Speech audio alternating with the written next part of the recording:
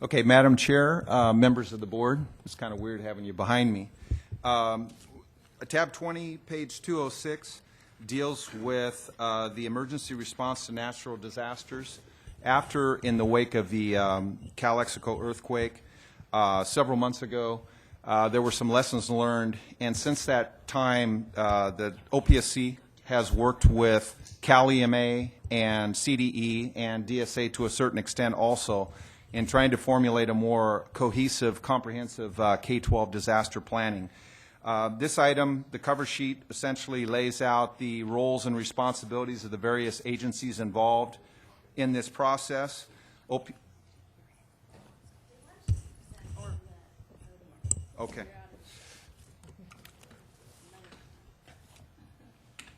So, all right. So the OPSC's roles and responsibilities are not that of first responder, but more of a coordinator, potentially a second funding tier in the event that certain activities as a result of a disaster are ineligible through the various processes that Cal EMA would assist them with, and they'll be talking about this in a second. The Division of State Architect also has a role in this. As a part of the safety assessment program, they have various architects and engineers that are actually able to go out in the field and determine the structural integrity of buildings, the safety of buildings in the event of a disaster. As far as Cal EMA, they are the first responder, and they're responsible for the overall coordination of disasters at various school districts when there is a disaster through the County Office of Education, and they will speak to their roles in more detail shortly. And also the California Department of Education, the last player in this, is also responsible for various advisory, training, and enforcement roles, and they will also speak to their thing. We have members of Cal EMA that would like to present a brief PowerPoint presentation of their roles and responsibilities. And to that end, will it be Mustafa on? Okay. Okay. So do you want to speak from here? I'll speak here. Okay. Please introduce yourself. Good afternoon. My name is Mustafa Abu Talib. I'm the head of the Preparedness Division at Cal EMA. I'm going to give a quick overview of what Cal EMA does and get into a little bit of the preparedness activities, and then I'll have Becky get into more of response and recovery activities. Do we have... Yeah, please. California is prone to many disasters. I mean, I don't need to go over that. We have everything, almost every year we see something new, but our typical stuff, fires, floods, earthquakes. Cal EMA is the lead state agency in promoting disaster preparedness and awareness, supporting local responders. We're not really the first responders. We're right there behind them to support them when they have a need. We have a system that's a bottom-up. It's called the Standardized Emergency Management System that allows us to gauge right away if there's need, and it comes from the local to the region to the state and even to the feds.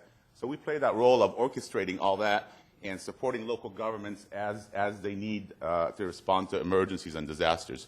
So the message is very clear: be prepared at all levels, government, private, citizens. Schools is a very critical part of our infrastructure. Millions of school students, teachers, administration, they're really big in how we should support California and do a better job when things hit. So Cal EMA is the lead overarching. We go through the preparedness, and then we go through response and activation, recovery after the event. We're the liaison with the federal government, whether it's FEMA or Department of Military. We work as the grantee to bring in the money and forward it to local government and those who are eligible. And then we get into hazard mitigation, and these are elements that Becky's going to talk about. Go ahead. A little just animation here. So we work with all levels of government, especially state agencies, including the Department of Education, Office of School Construction, to promote guidance. We have a lot of guidance on our webpage. I'll go through some of them in a little bit.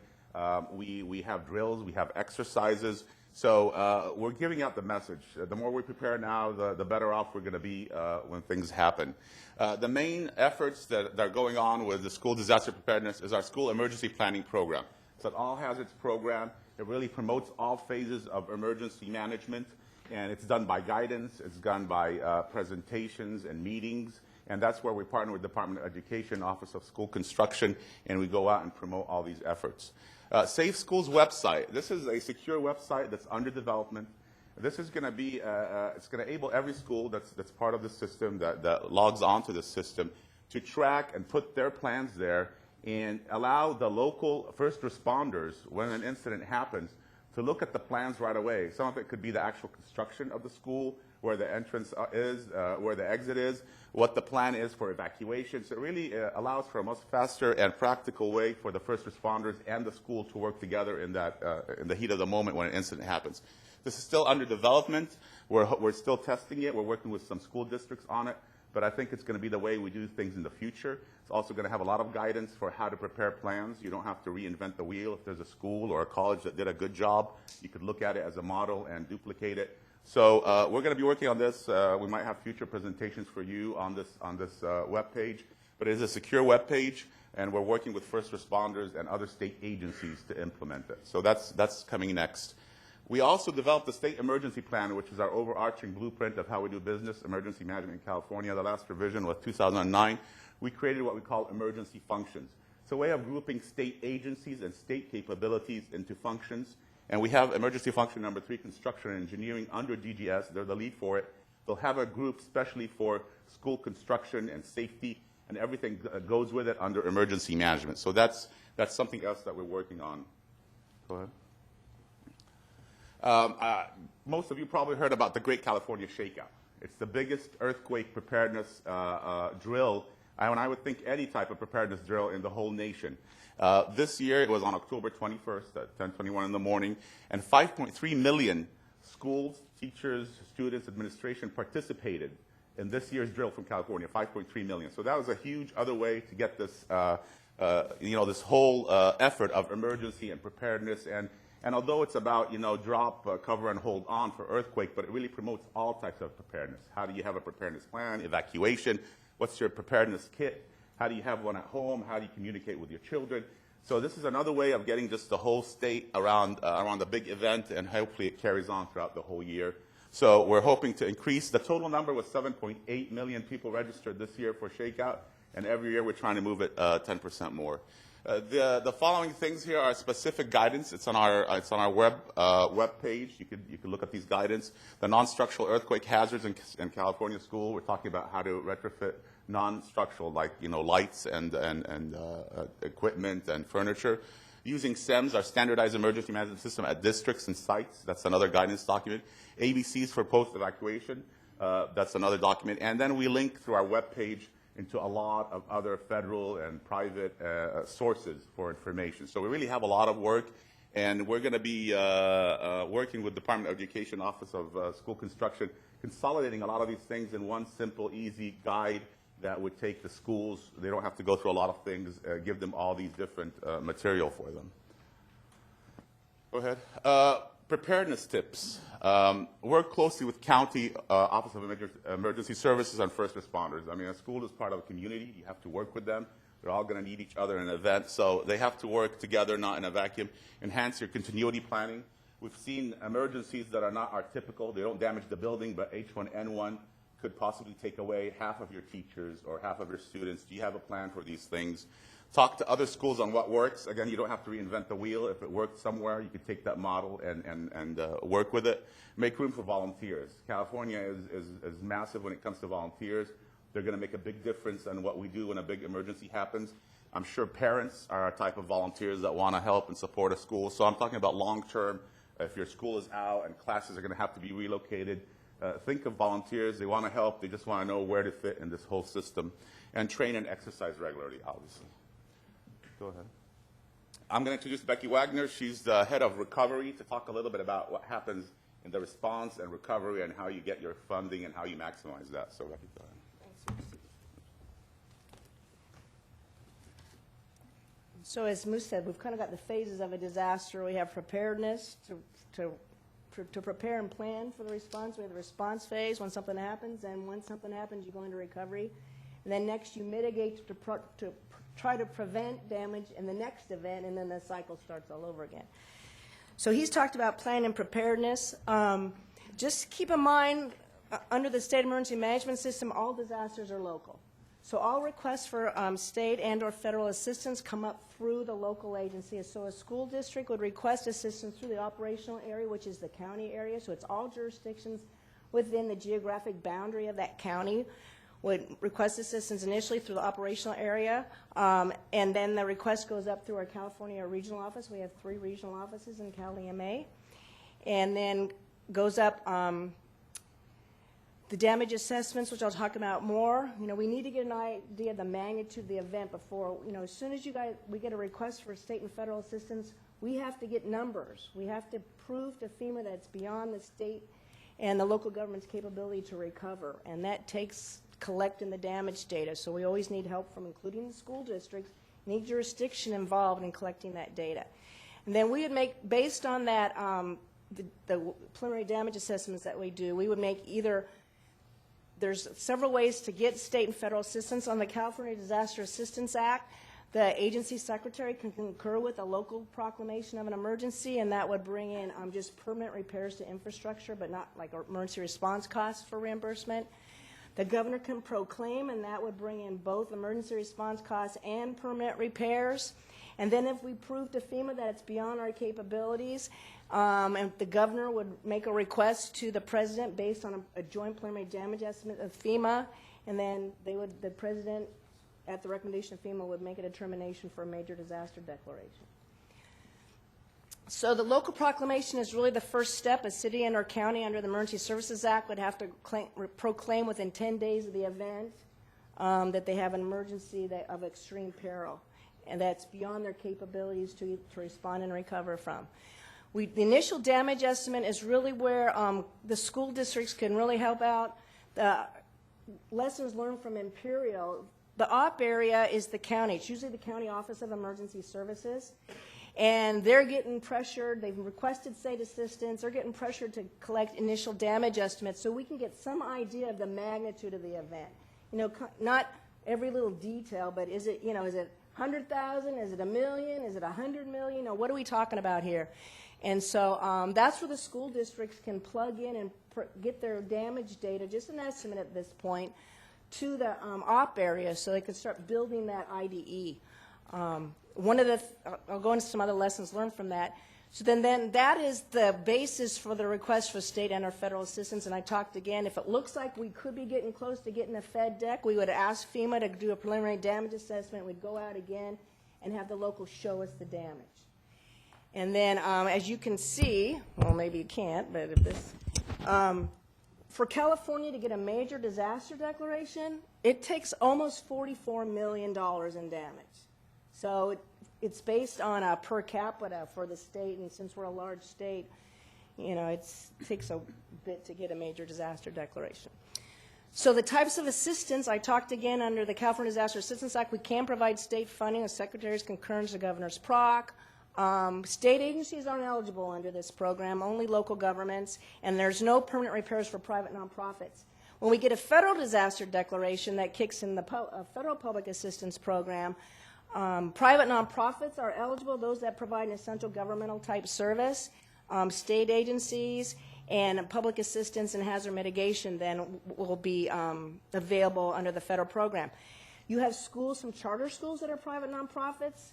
One of the things we've linked to in our webpage, but they're eligible for assistance. So schools, even schools that are under a religious, if the school part of that religious facility is open to the general public, they're eligible for reimbursement too as a private nonprofit.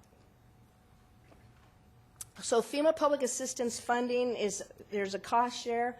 FEMA pays 75%. We pay 75% of the non-federal share, which is 18.75%, and then the locals responsible for 6.25%. Next. So these are just some recovery tips out of, I think this was stemmed out of the Imperial earthquake, and I was down there for 7 weeks and working closely with Imperial County. And some of the recommendations is that the school districts need to work closely with the County Office of Emergency Services, which is the operational area during disaster. That's part of SIMS, like I talked about, the bottom-up approach. Establish a code to track all your disaster-related activities and costs separate. Keep it separate from your regular stuff, the disaster work. Document damage with photographs and create a timeline of events. Some of the issues we had down there, they had no description of the damage. They brought a contractor in and said, fix it.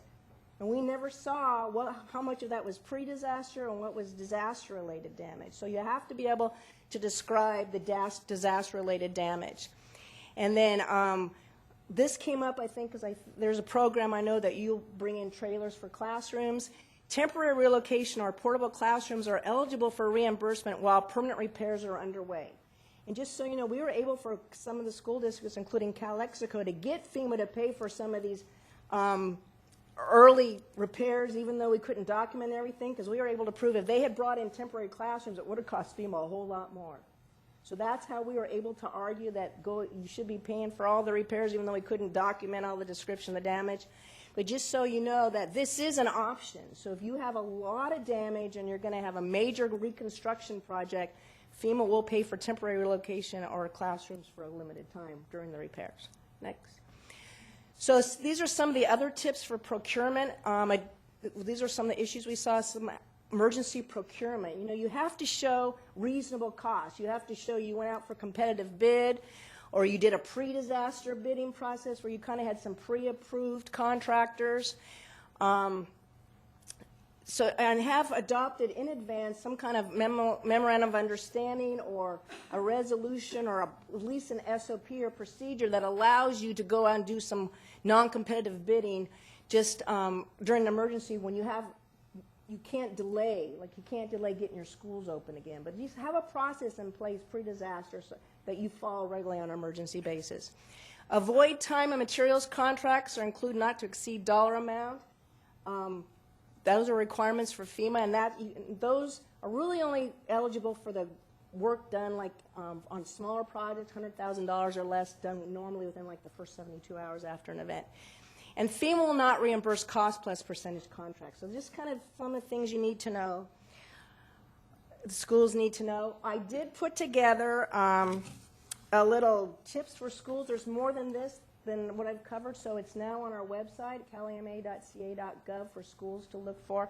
We're tied in with a preparedness school link, so there's information there specific for K through 12 schools. So once the next cycle is now we've recovered. Now the next step is to try to prevent damage the next time around.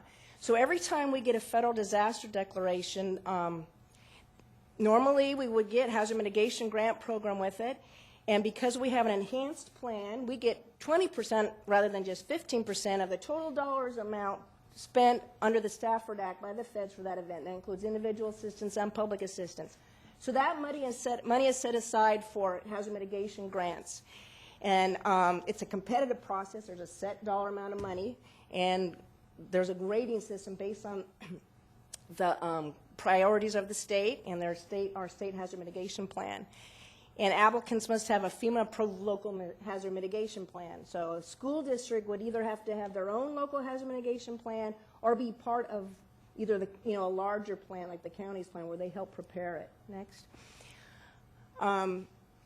There's pre-disaster mitigation. So the hazard mitigation grant program is by disaster. Annually, there's a pre-disaster mitigation program. It's not a lot of money. The cap is $15 million per state per year.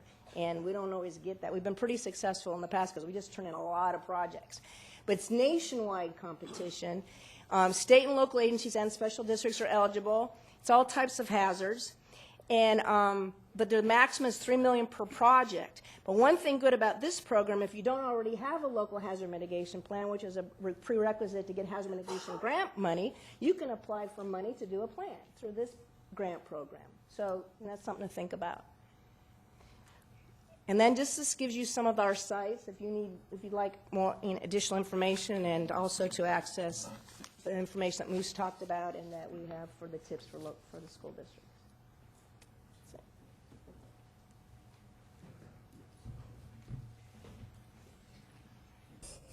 So we have a representative here from CDE, Fred Yeager, the Assistant Director for California Department of Education, and he can speak a little bit about the roles and responsibilities. Come right up here, Fred.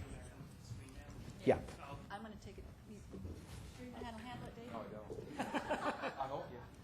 It takes a woman to do the screen.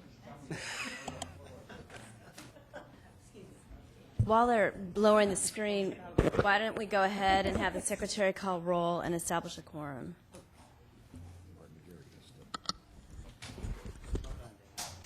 Senator Lowenthal, Senator Hancock, Senator Huff, Assemblymember Garrick, Present.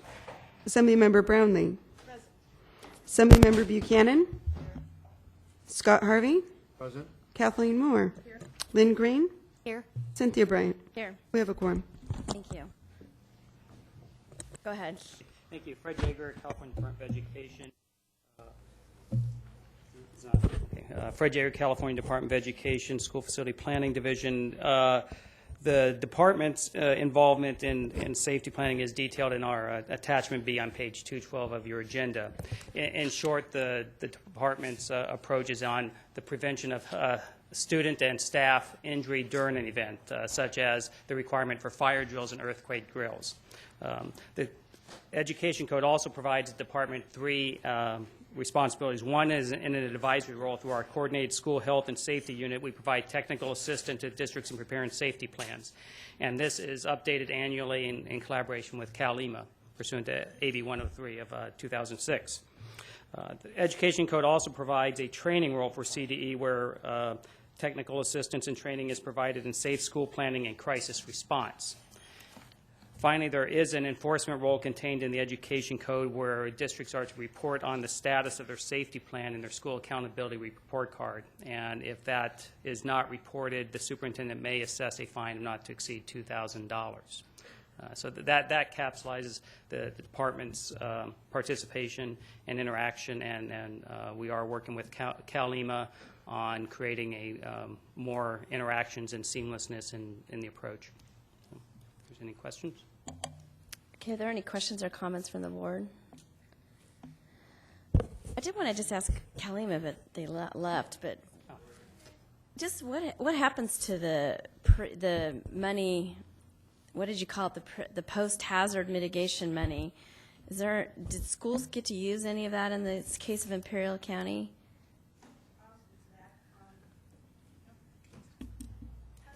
I think you have to come back up. We're on webcast by law, and we are also transcribed by law.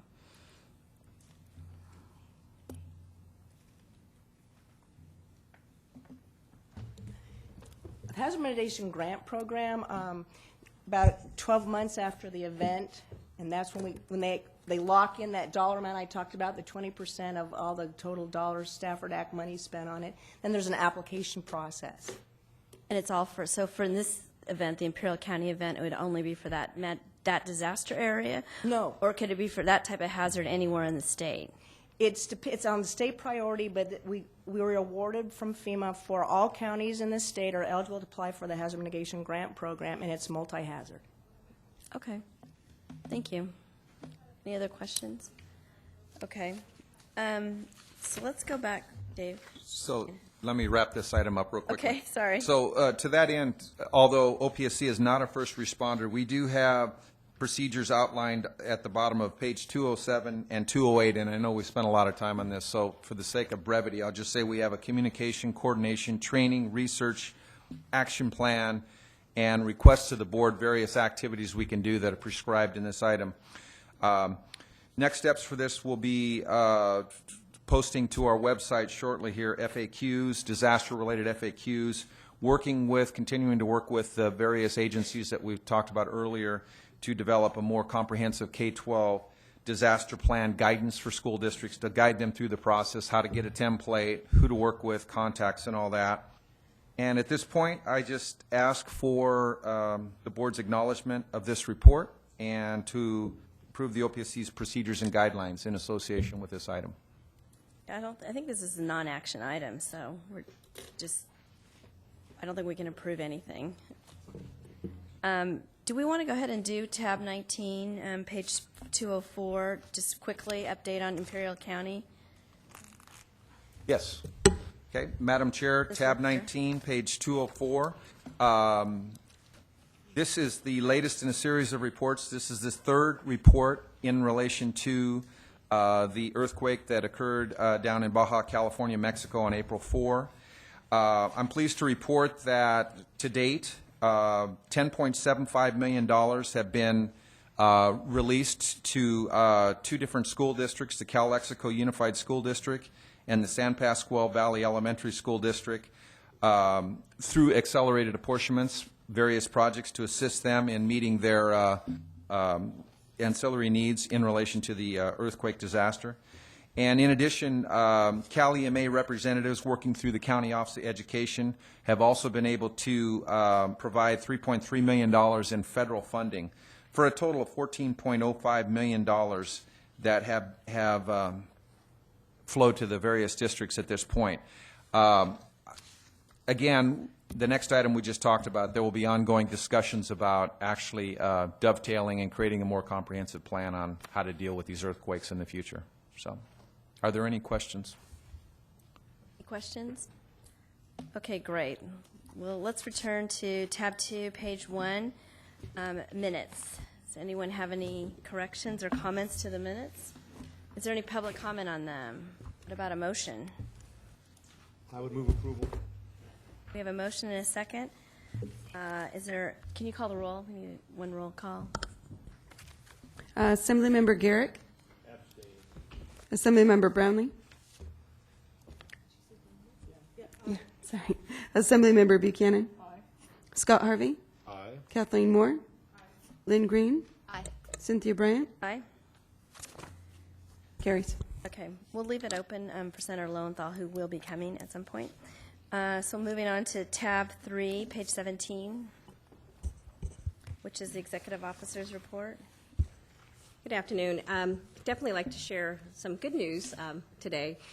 Really exciting for this program. We actually, with our priorities in funding and the funding round, we're excited to share that $408 million was expended as a result of that priority round. So a good hoorah for all the efforts and the money going out within the 90-day time frame. So, I mean, it's a great testament about moving forward and how we can expedite and accelerate funding to build schools. The next item I'd like to share with you is obviously there's a bond sale update on the Treasurer's website. We're made aware that there's potentially 2 bond offerings on November 15th and November 22nd. The amount to be determined for this program is still unknown at this point in time. So we're obviously hopeful that there could be additional dollars to be floating to this program and obviously hopefully accelerating additional cash to the priorities of funding potentially.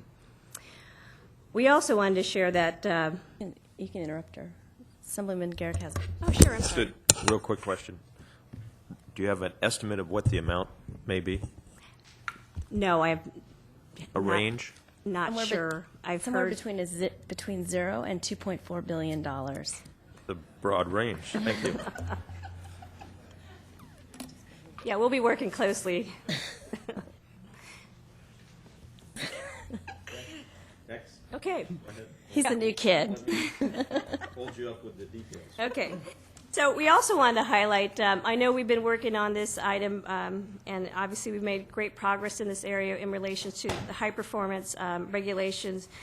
We are going to be presenting later on in the agenda the memorandum of understanding for the CHIPS and DSA to actually get an understanding of the roles and responsibilities with the CHIPS verification and the high performance incentive grant. So that's great news for school districts and the Division of State Architect moving forward. The other issue we wanted to share with you, obviously, it's a nice enhancement that we're going to be putting on our website, is obviously a metrics. For purposes of transparency, we'll be providing districts a tool that you guys could utilize in tracking your projects, and it gives you real-time information about where you are in the stream of processing. And obviously, it's a good management tool for accountability and whether or not we're adhering to the timeline. So it's a great tool for internal management and a great tool for school district to track their projects. And the other issue we want to share is the Department of General Services workforce reduction and the impact to the Office of Public School Construction. over the weekend, there was 1,000 notifications, letters sent to 1,000 employees of Department of General Services. And the impact of that is as a result of the sale of the potential 11 properties as a result of the 10-11 budget. In reality, it's a potential reduction of 500 positions. And several of our staff obviously did receive some of the notification. I, along with DGS management, will be assisting staff through this process to help minimize the impact to the Office of Public School Construction. And obviously, it's a two-tier process. The first step is obviously the notification, obviously following the Department of Personnel Administration rules. As far as the notification, they obviously send a lot more notices out, and obviously trying to assist those individuals that are impacted by this potential surplus, that we can help those individuals locate jobs in other state departments or even within our department. So again, we're working closely to have minimum impact to our particular office. And the next issue we wanted to share is we're going to kick off an external training program beginning in 2011. Some of the external training program that we're going to highlight is the financial hardship program, how to apply for school facilities funding, submitting a complete application, again, how to submit school funding for new construction eligibility and funding, the plan verification team, and site acquisition. And we're looking forward to having additional announcements. We're going to have a outreach event. We're also looking for input from the stakeholder community to share with us potential training areas or programs they would like us to reach out to them for. And attached also is a 90-day work plan. We have attachment 17A, 17B, and 17C, and attached to that is also 17D with the potential items that are facility hardships that we'll be presenting at the board within the next 90 days. With that, that concludes my report. Okay, I just want to say something quickly about the 90-day workload. I take my obligations under option 5 of designing the agenda very seriously, of what stays on and what stays off, and again do need to talk to Senator Hancock about this in terms of rules and procedures of the board. But we're finding this question of when something is eligible to have an appeal and when it's ready to come to the board to be a question that has a lot of variables in it, and we are not being very consistent. And part of that is there's lots of reasons for it. The board's interest in the project. We've been trying to provide as much notice to people who are going to come to an appeal of when that might be, and then we put it on the workload, and then it's not ready either for a reason from the district's point of view or from OPSC's point of view. And so it goes off and it creates confusion. And there's also a manipulation that goes on where sometimes someone waits to see what the staff recommendation is, and it's confusing. And I don't have a perfect answer for it other than we're going to now provide these the spreadsheets that are on our desks today of kind of who's coming up. And I think as we work through what the audit subcommittees work and the rules and procedures subcommittees work, it will work out over time. I now call these February issues, things that I won't be able to fix. But I wanted to just state that on the record that, everyone's doing the best they can. And I know we've created confusion amongst the districts. We're trying to be consistent, and sometimes it's the bane of our existence. So I just wanted to put that on the table. I think you had a question too on the Lisa. Is it possible we could have someone from Human Resources address the issue about how the board could exempt OPSC from this DGS move? Question? We have an individual from Human Resources that can discuss the process, but I'm not sure if she can clarify the exemption for OPSC. Is it even? I don't even know if is it possible. Is there a lawyer?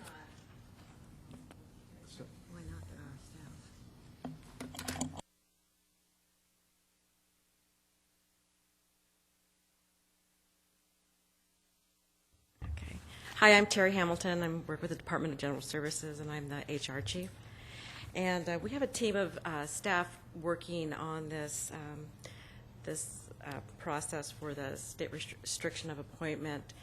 And OPSC is a part of general services, and so all employees within the umbrella of general services are impacted. And if there was a way to do that, we would absolutely try to help. But as the process is set up, they are a part of it, and so the classifications are impacted. Do you want to follow up? Assemblywoman Brownlee? Yeah, I just wanted to follow up on that. I hear what you're saying, that OPSC is part of DGS. I get that. But the services that they provide come from bond funding. So it doesn't make sense to me that you would treat them in a similar fashion that you would treat others employed in DGS when they've sold off property and facilities and so forth. So there seems to me a very clear line to separate the two. I understand what you're saying within a department, but the funding sources for which these folks are doing their jobs comes from a very specific place. Right, and I'm aware of that. And because they're a part of the civil service process, and the civil service uses service-wide classifications, and the employees within OPSC are in these classifications like the SSAs, the AGPAs, and so they're part of the bigger picture, and there's no way to exempt that. To make the process fair and based on seniority, they're included in that. I think that this is something that should be agendized for us to have some kind of discussion on as we move forward. I mean, I think that there might be some disagreement about how this is approached, and that's okay to have a disagreement. I'm just saying that I think maybe we should put it on the agenda for us to have a further discussion, or at least an agreement of direction from at least what our opinion is that we can share with DGS. The rules that we follow are DPA rules and the State Personnel Board rules, and I'd be happy to provide you with that information if that would help clarify. So, and you're saying within the rules, even though there are two entirely different funding sources, you treat them all the same. It doesn't matter from which funding source it comes from. Even though we've made a commitment to the people of California who passed a bond saying that we would do a particular job, you're saying, well, It's two separate issues on that. It gets, it just gets into this, there's just such a tangle between all of the statutory scheme that relates to this program, not to mention that the civil service rules are in the Constitution of California, and it's extremely complicated and difficult. I'm happy to have a further discussion on it down the line, maybe in February. But in all seriousness, it's part I've been turned down in other ways too. So. But it is just part of that completely complicated. The question we've had in front of us, this is probably at least the fourth or fifth time that it's come up in various contexts, the distinction, how this program is funded, and how, where the staff reports, where the program resides, and it gets into this tangled web that we have been unable to separate. And I understand that, but it seems to me that what I'm hearing is if there's a reduction in workforce, there's going to be a reduction of service, to the school districts and so forth. I understand the entanglement, but do we have some control about I think that's one thing that isn't quite right. I think that if, let's say hypothetically, that one of these employees gets laid off because of this process, there would be replaced by somebody who has higher seniority. So the position doesn't go away. There would be a person in the position. It just wouldn't be the person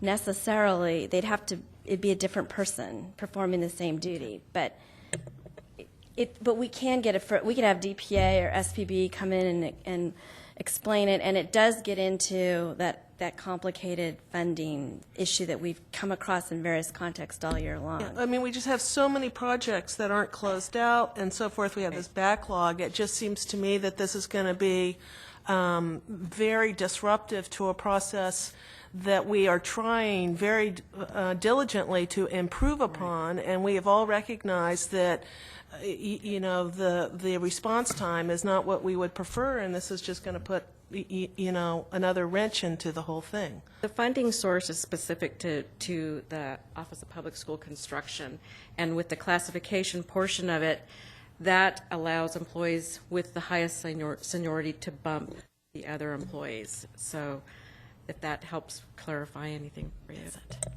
Well, it's a matter of who knows how to do the job. Right. Right. So, It's very technical, I recognize. Exactly, because the people that I'm aware of who've received the notice, this program can't survive without them. And so that's just sort of something we're facing. Well, every program can survive without a person, but you just have a huge loss if any of this happens. Mr. Harvey?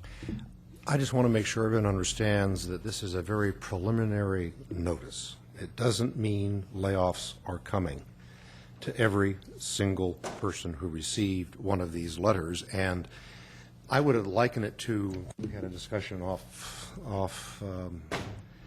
mic before our meeting started about what could we compare this to? And it's kind of like what happens in March with the teacher layoff notices. A lot more people get noticed about something that may happen, but that list shrinks for a lot of different reasons. This list will shrink for a lot of different reasons.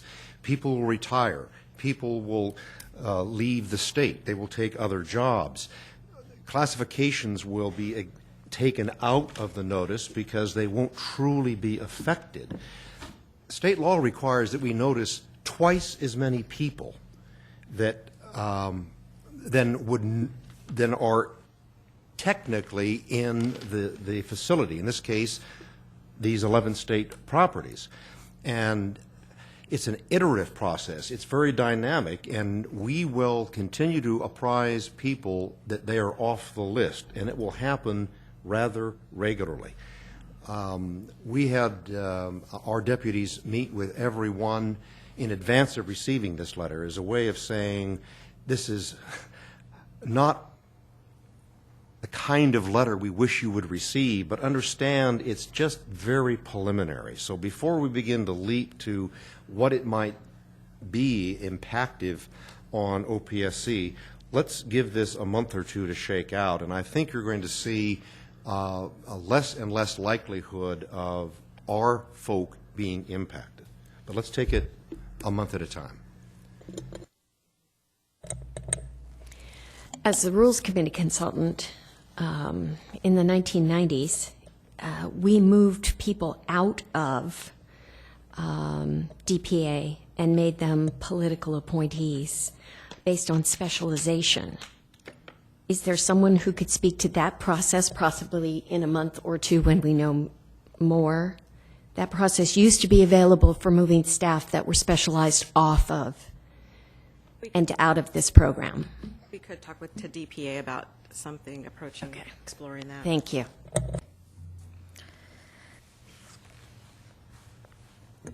Ms. Moore, another question? I don't have a question on this issue, so if there's any others. Ms. Buchanan?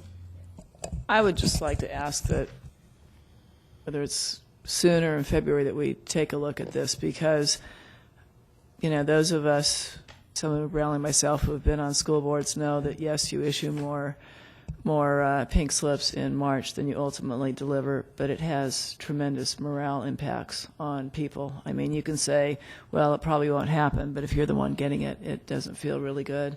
It affects productivity. I mean, so I think, and we know that keeping this program going in the most efficient way possible is what ultimately creates more jobs and helps us get out of this recession. So I would appreciate any information you could give me and at least being able to have a discussion on it at a future meeting.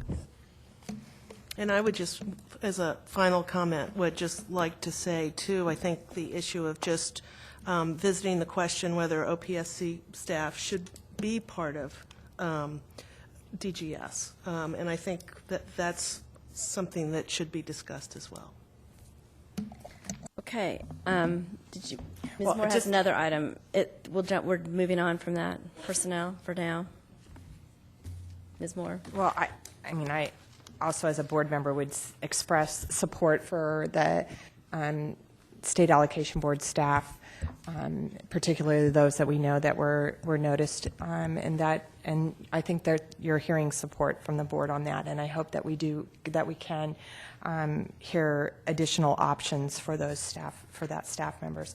The other piece I just wanted to comment on the workload list is we removed the financial hardship report. Was it last month or 2 months ago? And it was, I thought, going to come back, and I don't know what, I don't see it on the workload list, and I wasn't sure if just because it already had been, whether it gets back on. I really hate, I'm not going to, I swear, this will be the last time I say it, but I think it was, we have so much to accomplish in these 2 months with trying to get the priorities and funding done and doing the bond sale, that there's a huge amount of staff work involved in that item. There's lots of comments from stakeholders, and we felt like it just needed a little bit more time, and it needed to be better thought out than where we were, and so we just had to move it. We haven't placed it back on, but it's, it needs to go back on at the first part of the year. Okay. February. Just as long as we haven't lost track. I swear. Yeah, no, okay. Because it is important. Yeah, So it is. And I don't mean to, it wasn't a right. matter of just wanting to get rid of it. It's just one of those things that, as with everything that's going on and adding this thing we just talked about, Lisa and I discussed it, and it just seemed like we didn't have the bandwidth to get it done before the holidays. Great. Okay. So moving on to tab 4, consent calendar, page 18. Are there any questions on it? Is there any public comment on the consent calendar? Is there a motion? So move approval. Okay, all those in favor? Aye. Okay, moving on to tabs 5 and 6, page 105 and 109, Ms. Silverman. Yes, can I grab your attention to stamp page 105? We wanted to highlight in the status of fund release report quickly that in the middle chart for the April 2009 bond, the original allocation was $1.4 billion, and we released $2.3 million through October 14th. So that was the latest releases in that category.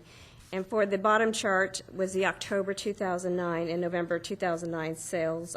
We liquidated only $28.5 million in that particular category. So those particular, particularly the last chart on that page, there has been, it's only 46% of the funds have been released, so it speaks to, some of the challenges of moving that particular money out the door, and those are under the requirements of the original 18-month provisions. And if I can draw your attention to stamp page 106, the general obligation sale for November and the commercial paper received in December, and we had a minor release of $600,000 in that particular category. And in the March 2010 sale, we had $32.7 million that was liquidated. So that is actually progressing along. On page 107, the summary, we released $64.1 million during the last month's activity. Again, highlighting that we liquidated all funds with respect to the priorities of funding. So obviously you saw a spike in September and the last trickle through activity in the first few weeks of October. Again, the goal is obviously to expend as money as quickly as possible. And if I can grab your attention on stamp page 108, we have these bar charts as a kind of a summary illustration of all the monies that we received in the 2009 pool and likewise in the March 2010 pools. Again, summarizing, there's $776 million of cash that we have in the program. And I think we had a conversation, Cynthia and I, during the week about the first phase of that chart. It speaks to the gray area and the somewhat of a peach area. That's $404 million that's still sitting in the prior bond disbursements in 2009. And again, that money is part of the 18-month timeline. And so if you look at the reciprocal timelines from month to month, it seems like there's very minimal disbursements going on in those particular pots.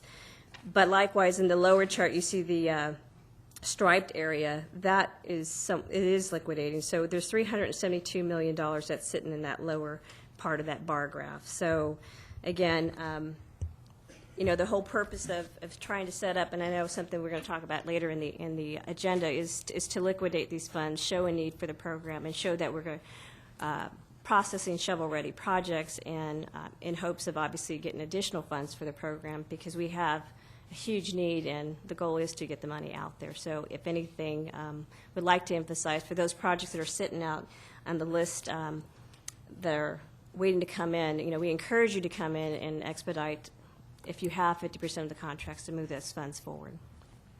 With that, I'll open up to questions. Any questions?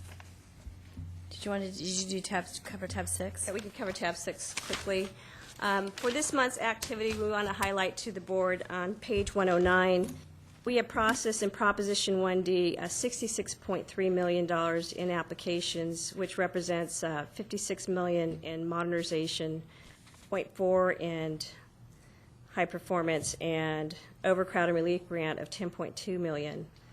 In total, 66.3 for Proposition 1D. In the middle chart, Proposition 55, we've liquidated $6 million in new construction, $3.2 million in modernization, and $9.2 million total for Proposition 55. And the lower category is Proposition 47, $25.4 million in new construction. And so in total, the bottom column going all the way down, nearly $101 million that we process in SFP funding this month. If I can grab your attention, turn to page 110. We did have minimum activity in Proposition 1A. 0.5 million was processed, and that was a result of a closeout adjustment, meaning that the school district had additional funds coming to them. So that was good. So in total, we processed 62 applications, or $101 million for this month for this program. And if I can direct your attention to the middle of the chart, is the emergency repair program. This month, we processed 36 applications for $10 million. And in total, it shows a total need of nearly $160 million for the emergency repair program. And as we all are aware, there are no funds this year to be dispersed for these particular applications. So with that, I'll open up to any questions. Are there any questions on tab 6?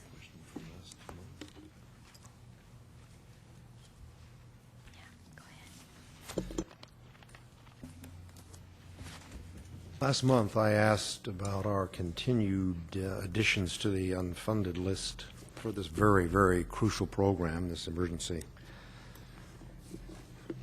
critical program. You've just indicated there are no dollars in the budget. At what point do we step back and say we need to quit adding to the unfunded list? There are wonderful needs, but we have no money. This is what, the second or third year we haven't had money for this program. Is there some answer to that? I know we raised it last month, and everyone of good faith hopes to fund it, but the real dollars aren't there. Mr. Ferguson?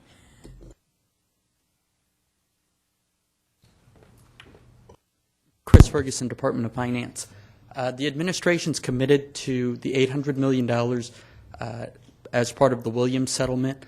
To date, $338 million has been provided to the emergency repair program. Recognizing that there are no funds in the 2010-11 budget, we've requested that the Office for Public School Construction suspend processing applications until additional funds are available. What that entails is the Office for Public School Construction will maintain the applications they've received in-house, but will not continue to process them until funds are available. Thank you, Chris. Okay, moving on. Any other questions on that? Okay, moving on to consent specials. We have 3 items on consent special, and we need to take them each up individually. Oh, were you trying to say something on that? Yes, ma'am, if I Apology. may. I'm Bruce Hancock, Huntington Park. I represent many districts with tens of millions of dollars of applications that have been filed in good faith with the Office of Public School Construction. I did not know that this item was going to be presented or discussed today, and I do not have authority from the school districts I represent or work for to represent them here, but I would feel confident in expressing the strongest possible objection to the suspension of processing of these applications.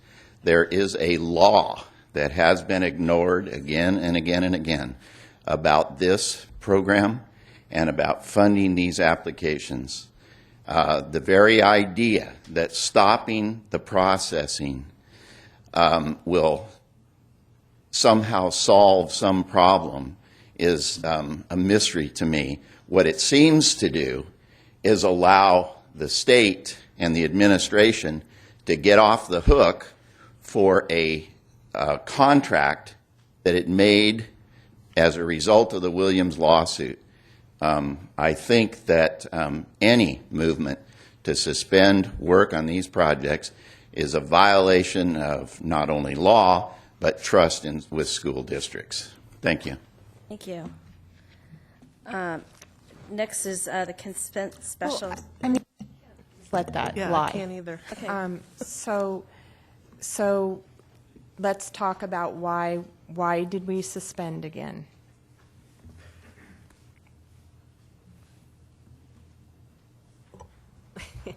Well, I think for this budget year, and Chris can probably speak to this, I mean, we received no allocation in part of our budget for these positions.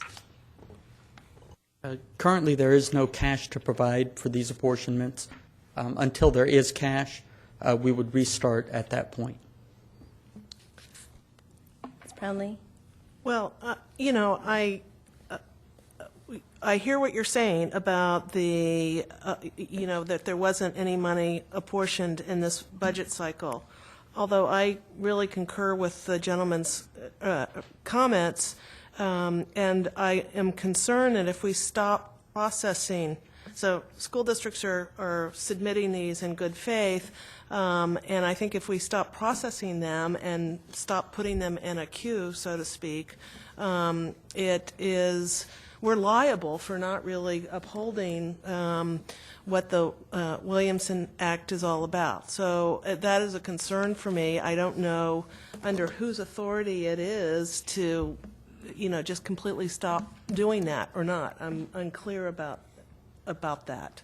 But I certainly would want to advocate for anything to continuing the process by which these applications are completed and fulfilled, and obviously am an advocate for providing the funding to address those projects.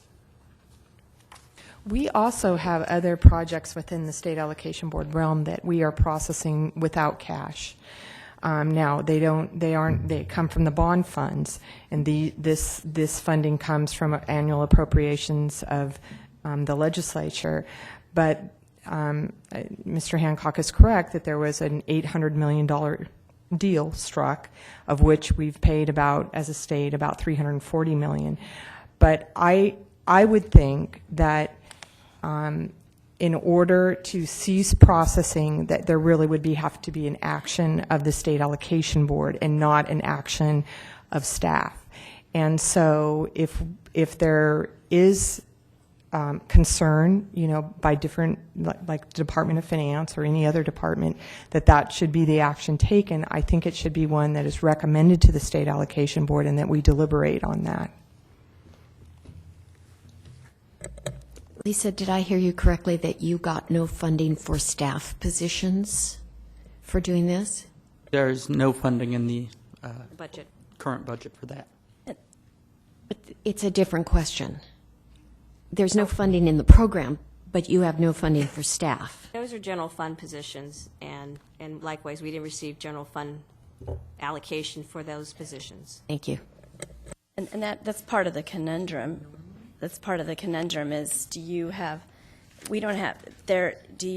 it's probably an inappropriate use of bond funds to pay for a general fund program. So there's this dilemma, and we have so many applications backed up that it's just one of those, it's a dilemma that the department faces. Well, given that, I would advocate that we have this item as discussion item before the State Allocation Board and not, as Mr. Hancock noticed, this was not noticed. It was part of part of the fiscal report and not really part of the program report. And that if those are the problems and issues with that program, that we ought to have a fair hearing on that and take appropriate action. And if there's no way that you can take any action, then so be it. But it just doesn't feel right that we see something at a meeting kind of as an undercurrent. Okay, we can take a look at that. And I would just like to concur with Maybe Ms. some- Moore's comments and support her in her Might be efforts. something you have to fix in your other world too. But let's work on that, and we'll report back in December one way or the other. So tab 7, 8, and 9, ordinarily we would take this up together, but we're going to take them up separately for a variety of reasons. So tab 7, page 115, Mendocino. Do we need to present on that really quick? Yeah. Tab 7 includes a request from the Mendocino County Office of Education to receive an unfunded approval for a facility hardship project at the Juvenile Hall Community Day School campus. This particular campus experienced sewer line failures, which required the closure of restrooms and the installation of portable restrooms. The California Regional Water Quality Control Board has concurred with the civil engineer's report that health and safety exists.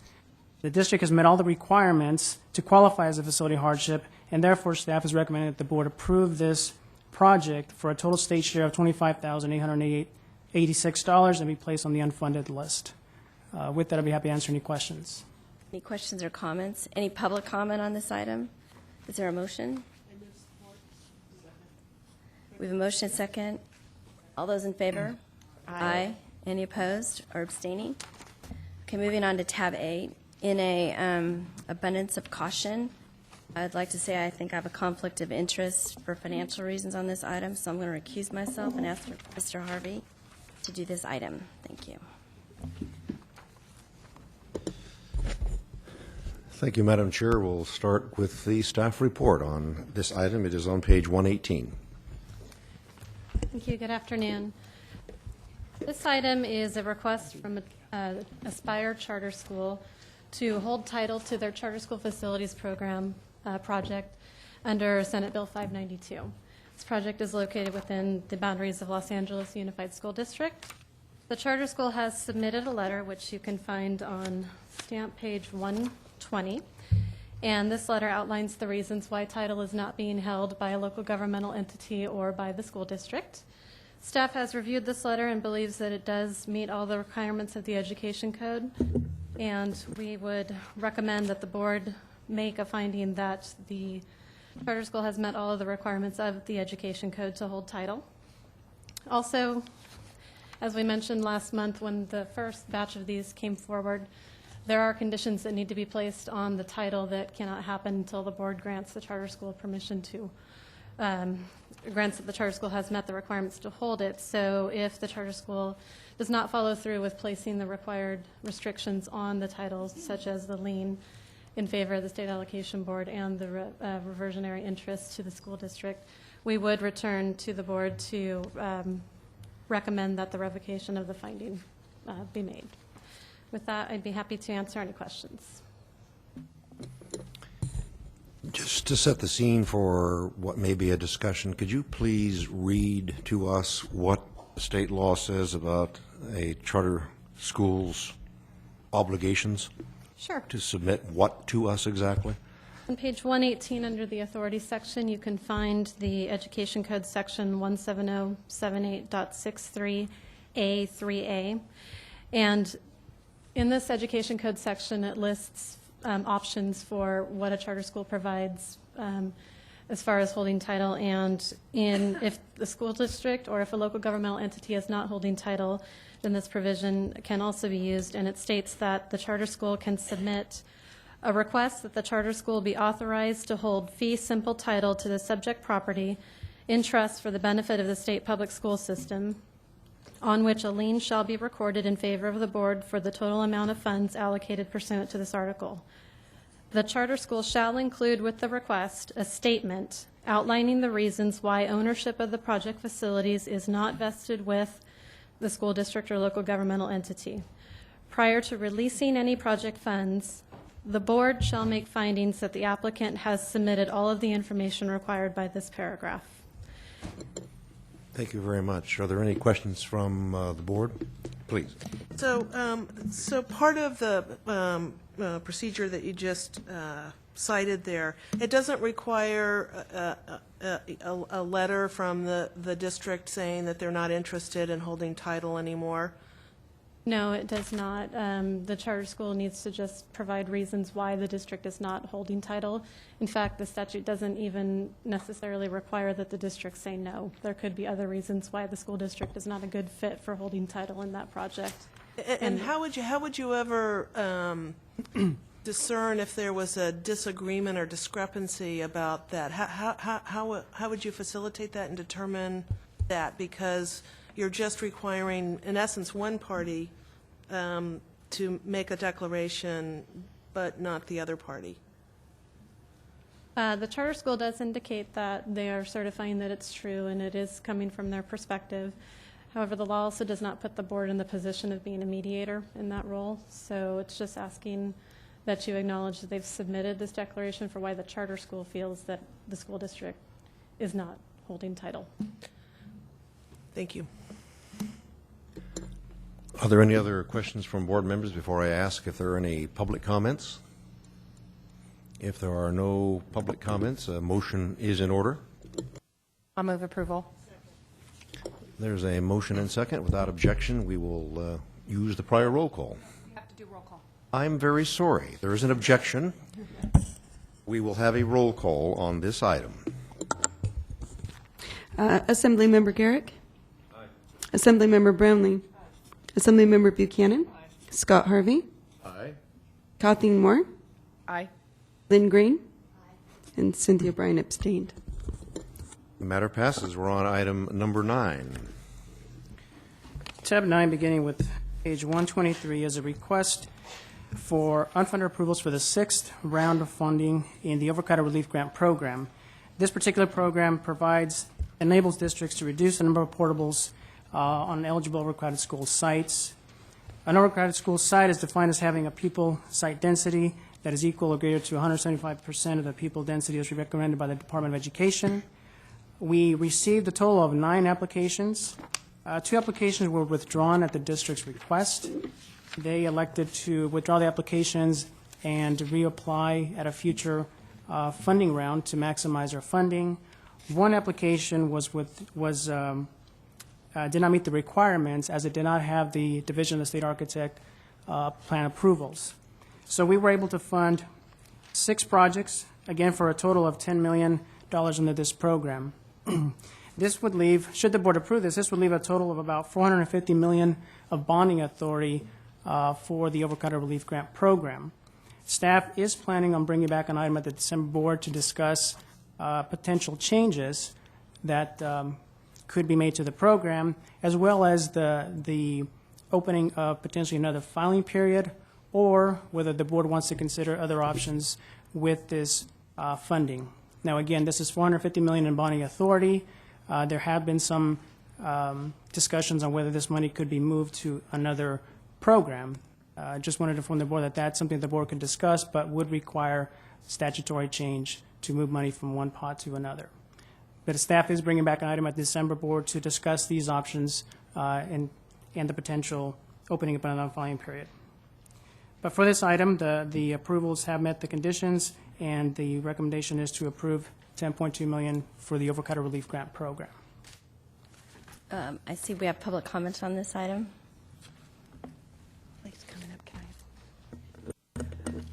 Juan, are you saying that it's the intent of staff to bring it back for the potential for another round at the December board meeting? So we're not Yes. acting on anything like that today? That's correct. The regulations do allow the board to accept applications in subsequent filing periods. We do believe that that requires a board action, and we're going to bring back an item to have that discussion for potential another round, or whether the board wants to entertain other options for the bonding authority that's remaining in this program. Okay, go ahead. Thank you. Eric Bakke with Los Angeles Unified School District. I appreciate those comments at the end there regarding another filing round. One of the things that we have done over the last several years is focus on critically overcrowded schools program. We're now transitioning to ORG, and we've filed some applications post July 27, or I guess it's the 27th of 2010, the last filing period, but learned that there isn't a seventh round. We just received notice from OPSC that our applications are going to be sent back to the school district. The program has been set up that there's a filing round every 6 months, but for whatever reason, there wasn't a seventh round, either through this board action or through regulation. A seventh round made available that would, I think the filing period would have ended January of 2010. So we'd like to make sure that if we do have a conversation about another filing round, those applications that have been submitted to OPSC be either grandfathered in some capacity to be included in the next filing so the applications don't have to be returned back to the school districts. We'd like to offer that suggestion for the conversation that will occur in December. Is that possible? You haven't sent them back yet? I How many don't believe that we applica- have technically sent them back yet. I And think there was how many applications is it? I don't have the number. It's not a large amount, and I don't know what other school districts have filed, but I just know we have a small number we'd like to maintain in the existing filing period and make sure that they're accepted by OPSC. They were submitted in October, so. It's That'll be something we import- can- I mean, that'll be part of the information you'll bring back for the board to consider, right? Will do. Okay. Thank you very much. USD's information as well as any other. Anybody, I mean, just everything. We had, because my understanding was from this round, 9 applications for round 6, and we approved 6 of them? That's Just correct. If we approve this item. Madam Chair, members, Richard Lyon on behalf of the California Building Industry Association. Listening to the staff report, I felt compelled to get up and to raise, at least take the opportunity to raise the issue of programs that are, in the case of overcrowded relief, undersubscribed at this point with a healthy reserve, but to raise the bigger issue with the board about the anemic activity and the anemic level of funding that we have for the core new construction program. This is an issue that you're going to be facing in 2011. We have limited funds available in that program. While we are not building all that much, we don't have that many applications coming in. Activity will be picking up in the next couple of years, and we're going to have to make sure that we have a healthy program moving forward. We face the prospect, if we don't take some remedial action in 2011, of having the new construction program come to a halt and builders being forced to pay 100% financing. That, I don't think, is an outcome that anybody wants to see. So the reason for me approaching the mic today is to simply take the opportunity to say that we are going to have a full discussion at the board level in 2011 about the health and the vitality of the new construction program, and potentially that means a discussion about rebenching some of the funds to make sure that we maintain a solvent new construction account. Thank you. Any other questions or comments from board members on this item? So we'll bring it back in December with all the kind of the options for everyone to consider. Like, I think one made the point that if we were going to make any changes here, it would require legislation. So there's plenty of opportunity for everyone to weigh in on it. If it's okay with everyone, I'd like to move to tab 18 and take up the high performance incentive. We need a roll call vote. Oh, I'm sorry. Forgot about is there a motion? I would. If a motion is second, all those in favor? Aye. Opposed? Any abstentions? All right, so without objection, I'd like to move to tab 18 real quick and also take up tab 22, which is the OPSC DSA program review. Mr. Amos is here on both these items, and I told him I'd try to get him out of here. I just want to say really quickly on the high performance item, this is, you may recall in May we had brought this item to, we had the regulatory package to make changes to HPI to try to increase our ability to get more of this HPI money out. you'll recall there was a discussion about whether or not we could have CHIPS perform certification, third-party verification, and review. And we had a very contentious board discussion about that. And we did not end up doing that. After that point, we had, mostly to Mr. Amos's leadership and Bill Orr from CHIPS, we had a lot of internal discussions between DSA and CHIPS, and we came up with an MOU to allow state employees to perform a CHIPS verification. It took an awful long time. I kept promising Senator Hancock that we would get it done in 2 weeks. I would stay on top of it, but it ended up taking us close to 6 months. But we are here today to sign the MOU. It's not between the board or anything, but I think Bill's here. I don't see, Bill's here. Bill, come on up. They're going to sign the MOU just in a moment of ceremony, that just because this is going to be huge to be able to have this, provide this to districts, the ability to do one-stop shopping for CHIPS verification. So. Well, thank you, Madam Chair, for those gracious comments, and truly your leadership has been a moving force in this effort, and I'm pleased to be here today to sign on behalf of the Department of General Services in support of this effort. We think it's in keeping with the betterment of the state of California and our priorities. And to that end, I also want to thank Bill Orr for his leadership in the CHIPS program. I think he's come a long way in working with us and, of course, navigating those state processes that are sometimes less than streamlined. So with that, I want to thank Bill for his leadership. And if I could have you sign here, please, here and here. Yeah, I feel like we should have photography, but trust me, I will remember this. I was hoping for the John Hancock quill. Thank you very much for the opportunity to be here.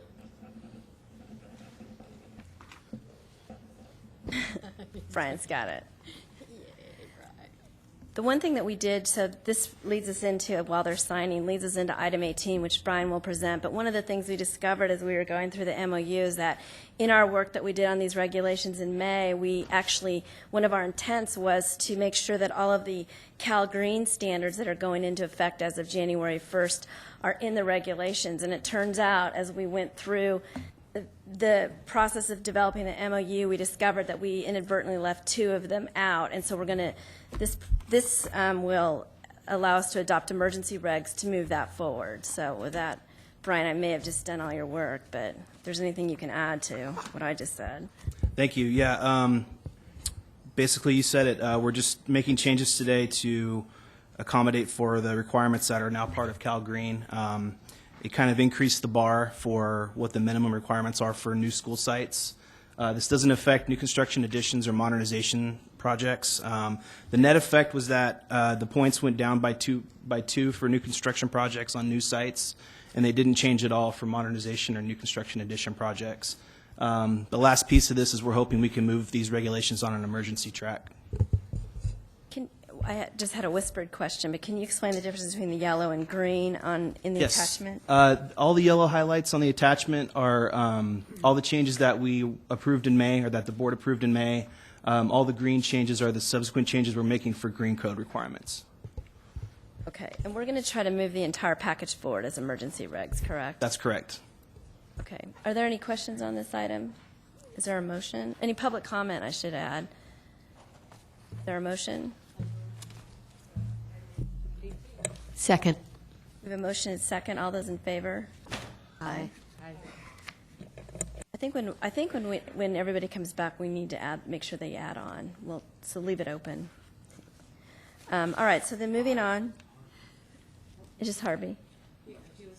Do you say aye? Okay. All right. So moving on to tab 22, the program review. Mr. Amos.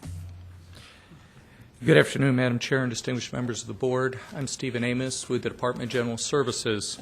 Shortly after my arrival at Department of General Services merely a year ago, I heard a lot of concern expressed by the local educational agencies as to the duration and complexity of many of the state agency approval processes. Those processes were often voiced as rocks in the sandals. They were many of the challenges, the bureaucratic red tape and or the delays in processes that were of concern to the field. Consequently, shortly thereafter, the Department of General Services hosted with DSA and OPSC to do joint statewide town hall forums. These took place in March and April of last year, or excuse me, of this year, and to that extent we heard from 4 different regions of the state, principally from school districts, as to the challenges they were facing. They tend to follow themes that were consistent across the state. That is, we need to do a better job as the state agencies engaged in this process, and we need to hear and listen more from those districts as to how we can better serve them.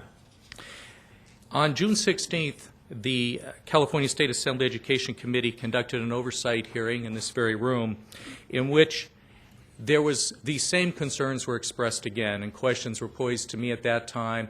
What reporting do you have on those issues, and how do you intend to address them? There was delineation between those that were short-term concern, things that could be addressed in the interim, short-term, and long-term. So to that end, I committed to a process as a follow-on to the earlier efforts, and that was to host a series of meetings in which we would identify a 90-day action plan. This action plan, we refer to as the California Public School Construction Process Review, was initiated to provide a unique opportunity for state agencies to work collaboratively with their customers to improve and streamline the processes. The crux of it is this report that I'm presenting here to you today was due to you on October 1st. And while the report was done on October 1st, I was unfortunately not able to present at the last board meeting, but I'm here today to give you the results of that report. I think it's important to acknowledge a couple of things in prefacing this report. The first is that this report is the report of our customers and stakeholders. This is not a DGS, DSA, or OPSC report, nor is it an SAB report. It is merely the report of what our customers and stakeholders had to say. It's also important to note that the members of the expert working group were not in full agreement on each of the suggested solutions proposed in this report, and that while full consensus was not achieved for every issue, all parties agreed and expressed a willingness to move forward in working towards mutual resolve. What I'd like to do is kind of delineate first who are the people that were involved in this process in make up the expert working group. There are a total of 57 parties that participated in the process. They included not only customers, direct customers, but also stakeholders, contractors, associations, and other interested parties.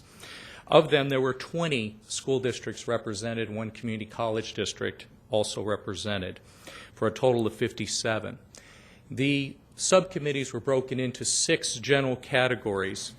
Those 6 categories, based on the recommendations we had received, were to address each of the core areas that have, many of you already seen this document, but for a reflection, looks like this. This is what exists today for our streamlined process. It is, as you can see, a very cumbersome organizational structure that includes 5 different departments. It includes the 6 core areas of planning, design, plan review, funding, bidding, construction, and the project closeout. These include both DSA and OPSC and CDE operations.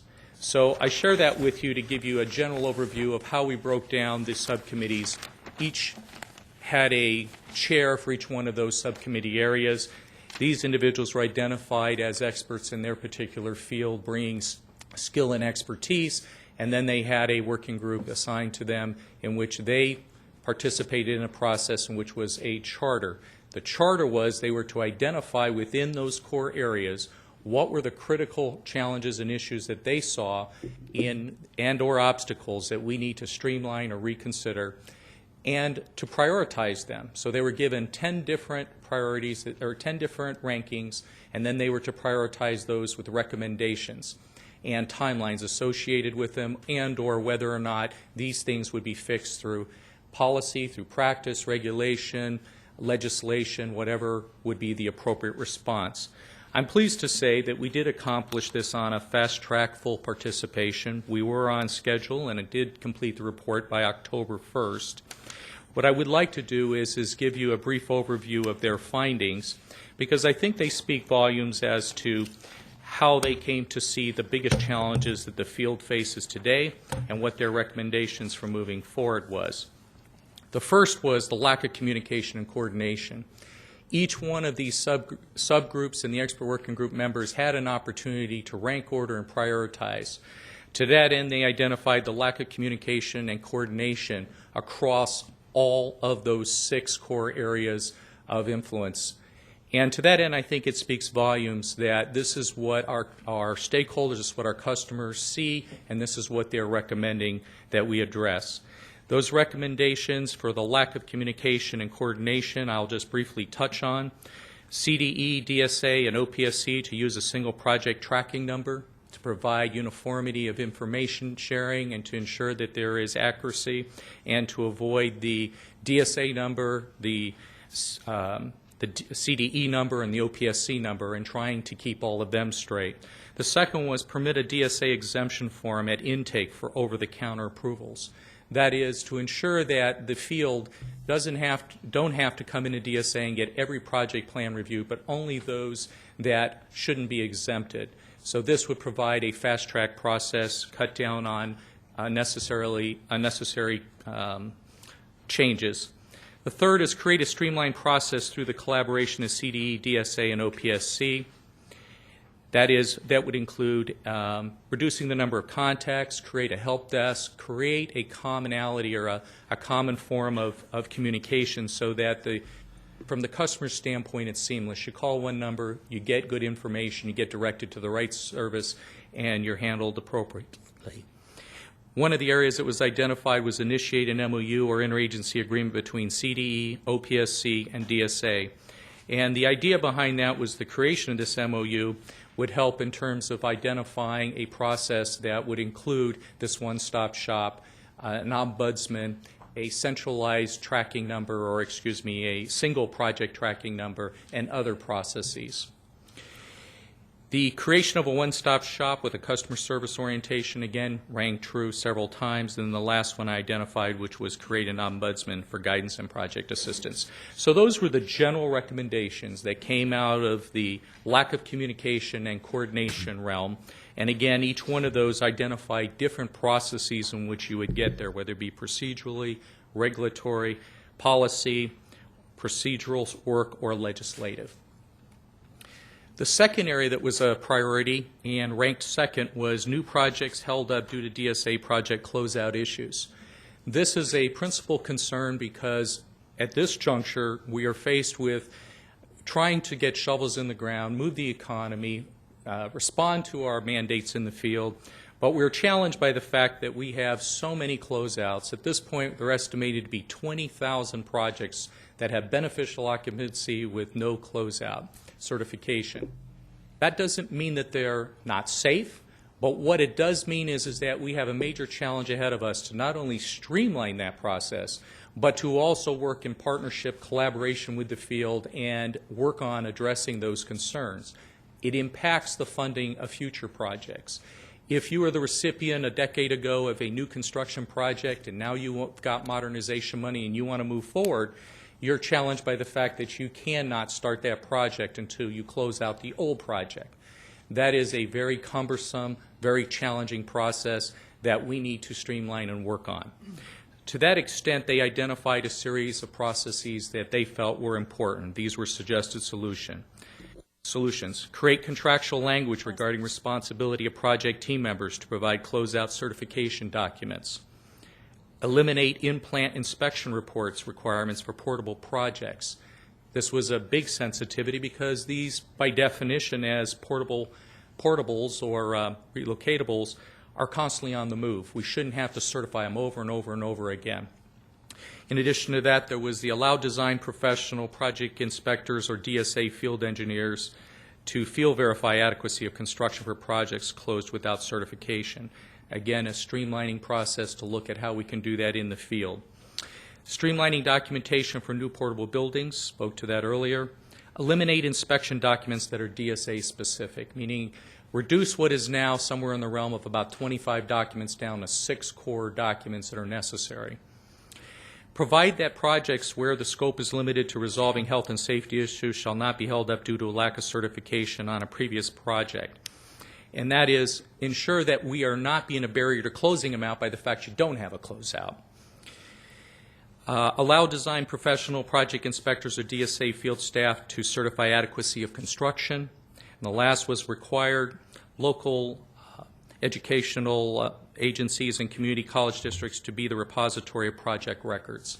These were recommendations that came from the subcommittee up through the larger expert working committee.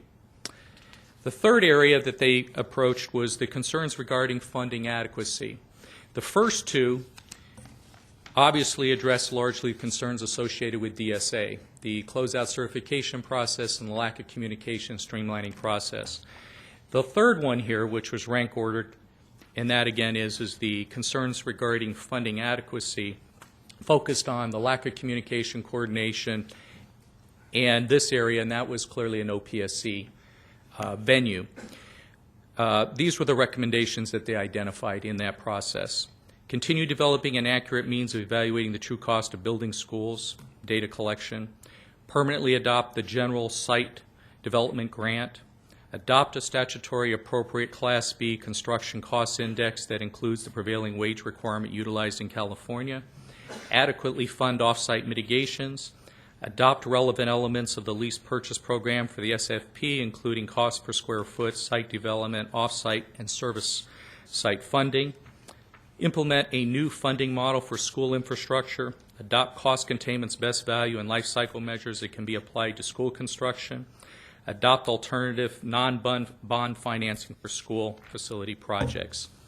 So those are the three general categories, and then the synthesized list of recommendations that followed for moving forward. And I guess I'd like to give you a minute to ask any questions regarding those recommendations or those processes before I wrap up in terms of the recommendations for moving forward as proposed by the expert working group. Are there any questions? I'll try to make these really short. On page 18, you say that there is a single project tracking number by CDE, DSA, and OPSC, and right now they're not used or inconsistently used. You make the suggestion in one that you're going to come up with a number. It seems to me that it would be more important to implement the process than it would actually be to come up with a single number, since it seems to already be there.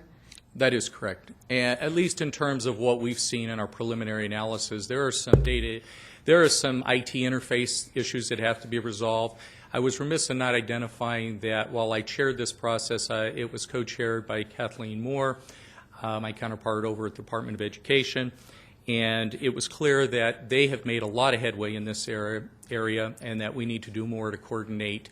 It's clear that not only has CDE moved forward with its IT systems, DSA has a relatively sophisticated model also, but where we're somewhat behind is in the OPSC ranks, our IT systems are 7-8 years behind the times. And what we need to do is work on common platforms for communication. So it's merely we haven't done it, and we should have, and it's time.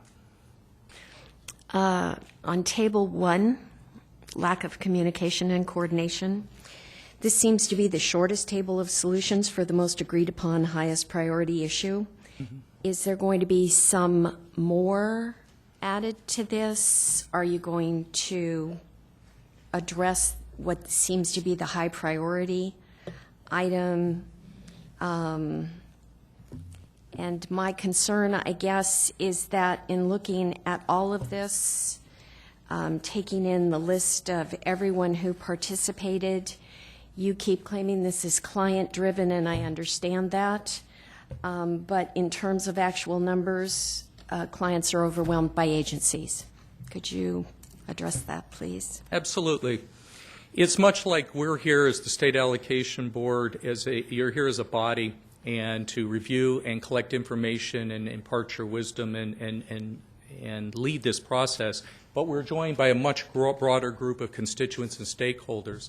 In this case, it's the opposite. What we have in part is we have finance that needs to be at the table, Department of Education needs to be at the table to provide insight and guidance as to what we currently do and hear from the stakeholders and customers. So while I would understand your concern that maybe 20 school districts is not an absolute sampling of what goes on across the state. We did, in fact, work very hard to ensure that we had every region represented, every size of school, that we had both the urban, the rural, we had Hardship, we had county boards of education. We tried to make it as representative as we could of the process. But the truth is that the customers, as much as I would like to say, drive the train, the reality is we have a lot of stakeholders that have a very strong opinion on a lot of these issues, and to hearing from them and processing where we can find common ground, I believe is advantageous. So I do appreciate your comment. I don't think that I can completely remove your concern that there were so many other parties here that they outnumbered the school districts themselves. But the reality of it is we felt that at the time these were the interested parties that needed to come to the table. Thank you. Any other questions?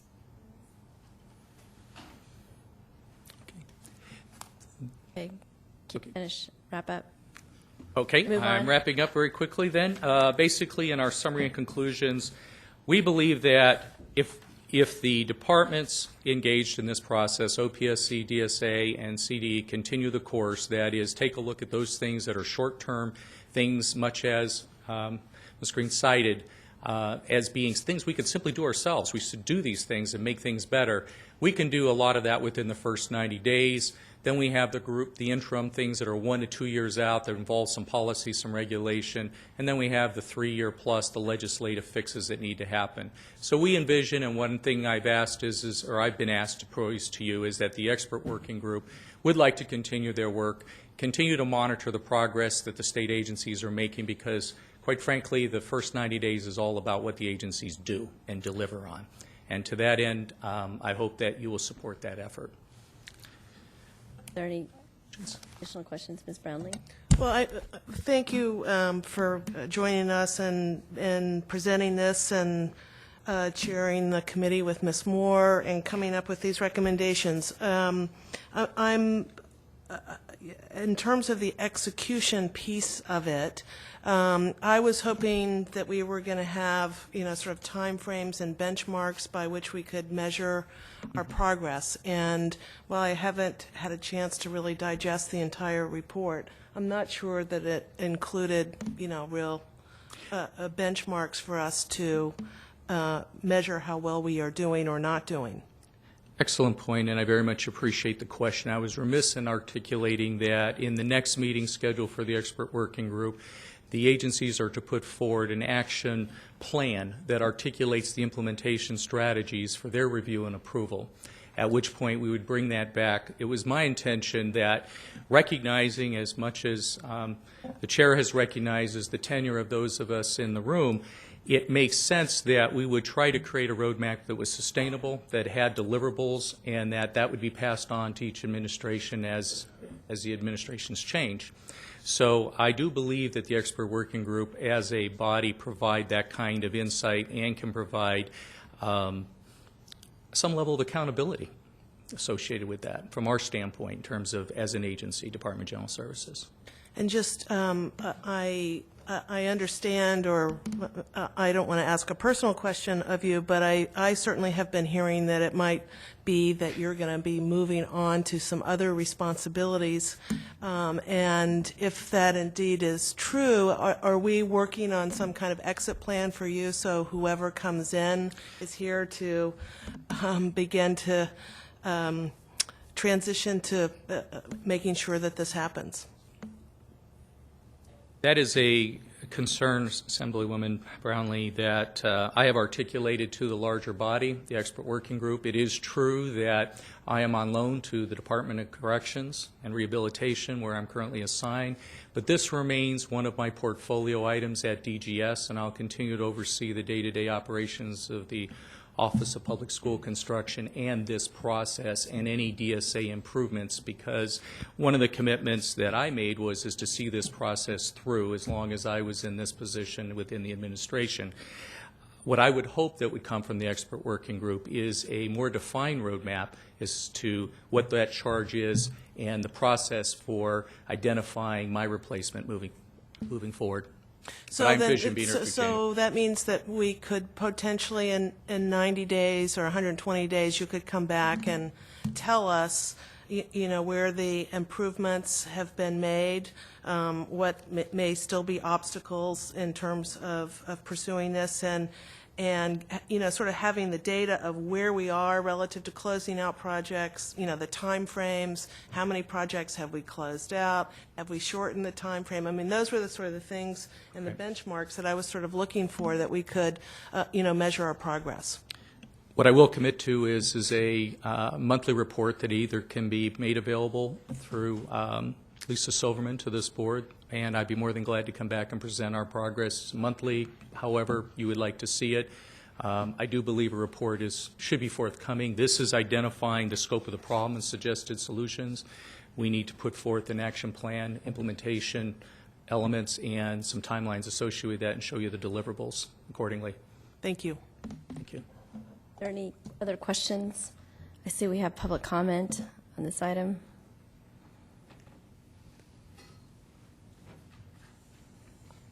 Thank you, Madam Chair. Bill Savage, West Contra Costa Unified School District, excuse me, and Chair of CASH. I was a member of the expert working group, still am, and hope to continue. I want to thank Mr. Amos for his leadership in getting this going. I mean, he's a common sense kind of guy, and when he took over, he could tell that things were pretty messed up in some parts of this program. And I really appreciate that, and I really appreciate Kathleen Moore's work on co-chairing and keeping the process going and providing that perspective also. I want to focus, I think it was a very healthy process. Board Member Green made a really good point, and I'll share with you what happened in the beginning and her point about the number of stakeholders versus the number of clients participating. After the first meeting of one of the expert working groups, there was open rebellion regarding the number of stakeholders who were participating, and we had a very good interaction and worked on the ground rules about how clients were going to be heard and going through this process. And I think we reached some really good agreements about a process that really heard districts and community college districts going forward with a lot of, and toning down the interactions with some of the stakeholder groups, such as the state agencies in the process. So we tried to address that as we went forward in a very well-facilitated process. I'd like to focus on the continuity, because a lot of people have asked us, why did we do this now at the end of an administration when there's, you know, as the chair has said, February looms, you know, differences in staff and changes coming forward. But it's important that we started now, and it's important, I think, for members of the allocation board who are going to go across the line here and go and continue on to let this work continue. We've really identified some important things. We need to focus on sustaining the process and then figuring out, are we meeting the goals? And are we making progress towards the easy things to fix? Closeout should be a simple matter. This is not rocket science to close out projects. Some of the other recommendations that came from the group were truly visionary, such as create a single state agency responsible for school construction, the one-stop shop of our dreams that we can go to in the private sector to get a project approved. And so some of this stuff is going to take years to do, and it's going to take legislative vision to get there also. But I would hope that the allocation board would work with the expert working group, keep this going, sustain the process, and we want to come back to you and report on progress in the future. Thank you.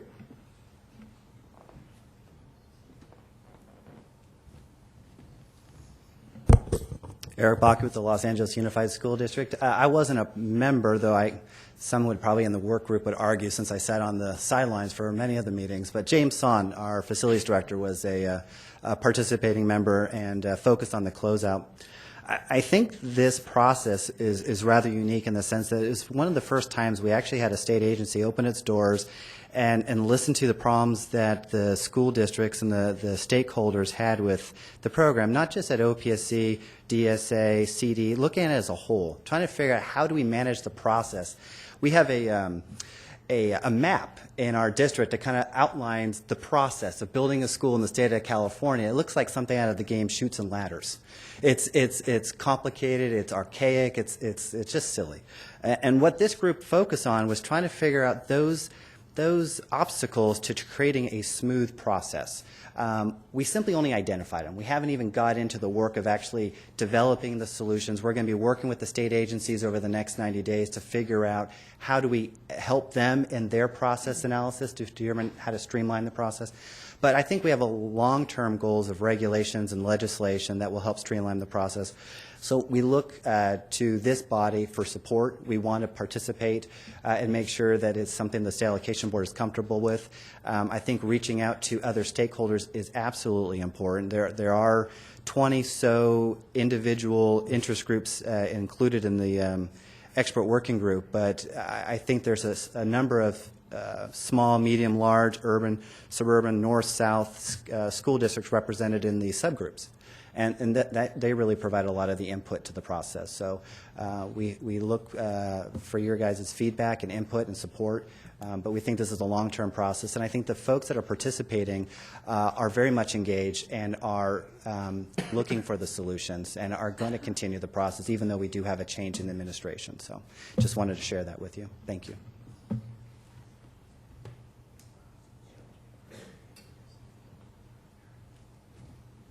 I'm so nervous. Good afternoon, Madam Chair, board members. My name is Jenny Hanna. I'm the facilities officer for the Kern County Superintendent of Schools. I'm from Assemblymember Fuller's district. And I was the chair for the funding work group. And we had a saying in the work group about stones in the shoes. That was a big, let's get through those, let's get stuff happening, let's make things work better. And when it came to the funding topic, I always felt like those were the asteroids in space. I mean, really, truly, I think we just scratched the surface on that discussion. But what I wanted to say is that I'll just echo what Eric just said. For me, as a practitioner, as a person who really fills out those forms, I take a project from site acquisition all the way through construction and closeout.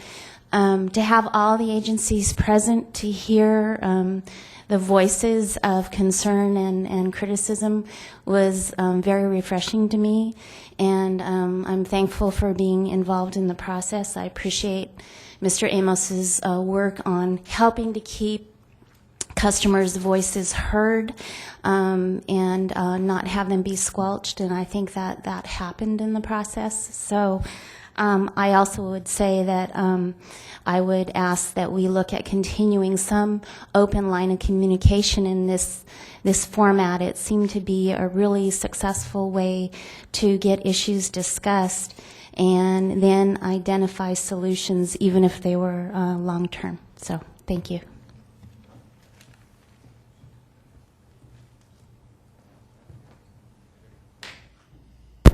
Good afternoon. I'm Carrie Matsumoto. I'm the Executive Director of Long Beach Unified School District and their Facilities Department. I, too, was actually a participant. I was one of the sub-chairs.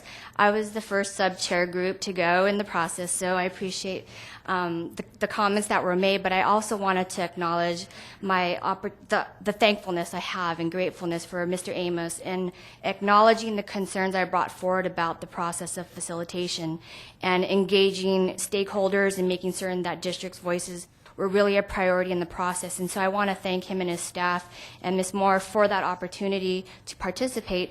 And I also echo pretty much everything that everyone else said. I think this was sort of a once-in-a-lifetime opportunity in this program that I felt was really refreshing as well. And I think it's been a long road to get to where we are. And I think that in order to sustain this process, it's important, at least that from my perspective, that the complicated issues be looked at very carefully, because there's so many items on that list of recommendations, but that when we really look at the sustainability of a future program for the state, for school districts, that we really critically look at and involve the proper stakeholders, districts, and experts in the field to provide proper input on things like funding adequacy, the cost of construction. These are not easy issues to tackle, so I appreciate the forum in which we were able to discuss these issues openly, and I think collaboratively really is important for us to continue in that fashion, and that effort of collaboration was unique to me.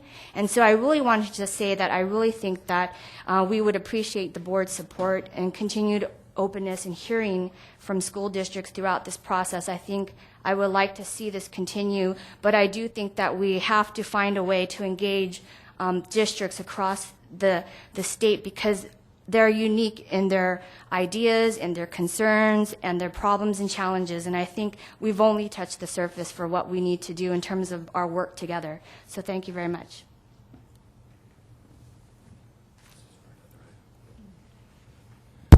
Good afternoon, Madam Chair, members. Tom Duffy for the cash. Standing in line here kind of reminds me of like standing in line for confession at the cathedral. And hopefully at the end of this you don't have a penance for me. But I would agree with what our colleagues have said, that this has been an interesting process. I think when the bottom line comes down to leadership, and hopefully the Department of General Services, Mr. Harvey and Mr. Amos, giving the authority to DSA and OPSC to make decisions and move on, because I think there's a lot of that was discussed. And we always have the allocation board to come to talk about issues if we're not pleased. But if I may, Madam Chair, could and Stephen, I don't know if you need to come up here, but I had two questions that I think were seminal for me, and the first is, we had discussed the collaboration of the three agencies, and that was to be an important part of whatever we build for the future. And we talked about, I think Bill Savage had mentioned the overall beautiful goal and objective of having all agencies under one shop, and I don't think that's going to happen in at least my lifetime. And I said that. I think you were there, Ms. Moore. What I think could be done is the three agencies could collaborate, and we had agreed that within 30 days of the conclusion of this process, we'd have an MOU in place. And I was wanting to know what's the status of the MOU. Are we there? Do you need our help? We're good wordsmiths. Well, thank you, Tom, for putting me on the spot. Yes, we are moving forward. I know that Kathleen and myself have met. The leadership has drafted an MOU, and we're working through the details of that MOU. But I think the voice of the expert working group and your support was well noted, and I envision we'll be able to wrap something up in the very near future and be able to present that before the next state allocation board. If my birthday is December the 5th. You think we can make that? I pledge to do that. Okay. Thank you. I just know that MOUs take 6 months to get done. February. Mr. Harvey said it. No, we need to do this by this year, and we'll work with Mr. Amos on that. The second is probably simpler, but we talked about short time frames and then longer time frames, and I know you talked about going out into the years. We have an issue, and this was the funding issue. The general site allowance that has been moved from year to year to year, and it was last November. Yes, it was last November that it was last approved. I think it goes away on January 1st if we do not renew that. Are we moving forward with that item to bring that back to the board? Tom, I don't have an answer for you. Okay. Can we move that item to the board by the next meeting? Is that possible? Or maybe Juan or Lisa, is that on your workload list? I don't think right now we have it on current workload. I think that this was part of the discussion that we're having with the whole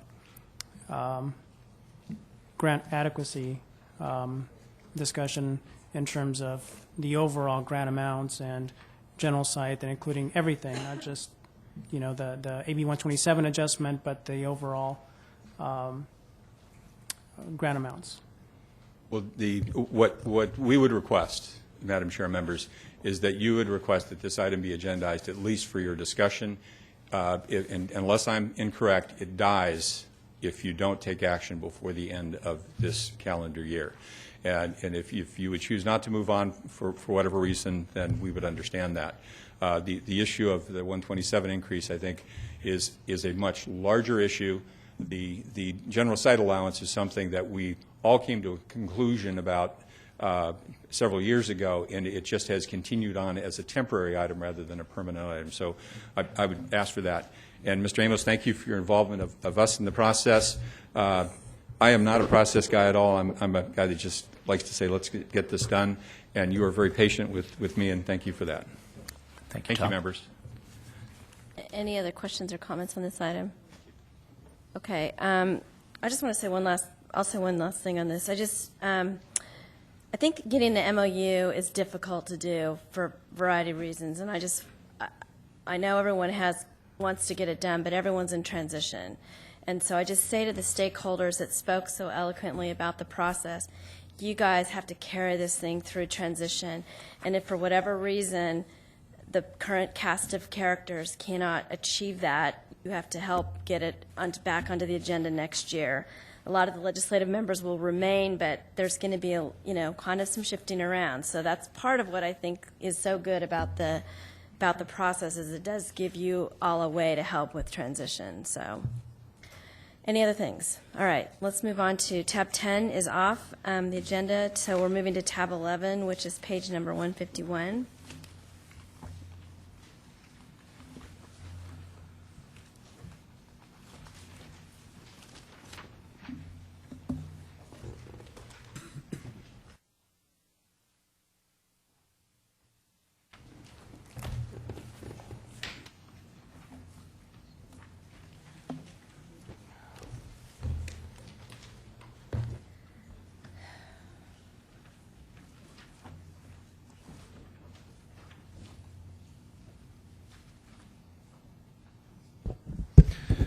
Good afternoon, Madam Chair, board members. My name is Rick Asbell. I'm an operations manager with Fiscal Services, and alongside me is Michael Watanabe, who's an audit supervisor. So if you would please go to stamp page 151. This item concerns San Joaquin County Office of Education.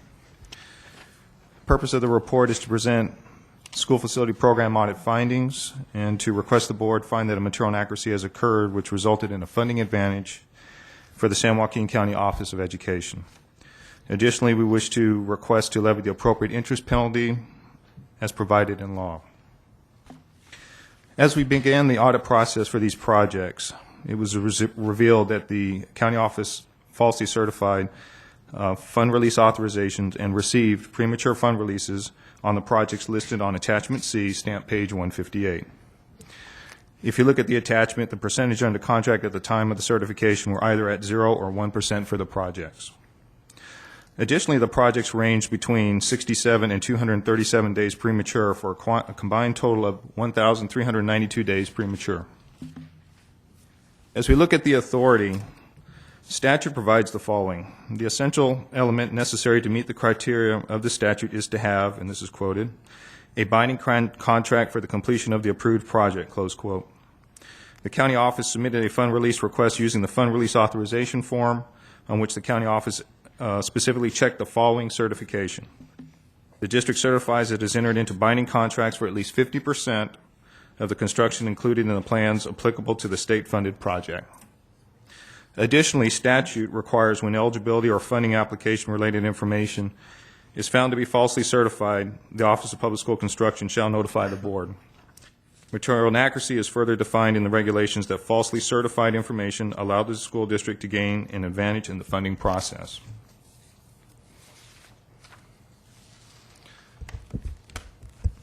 So based on these audit findings, there are three major issues for consideration by the board. The first issue is material inaccuracy.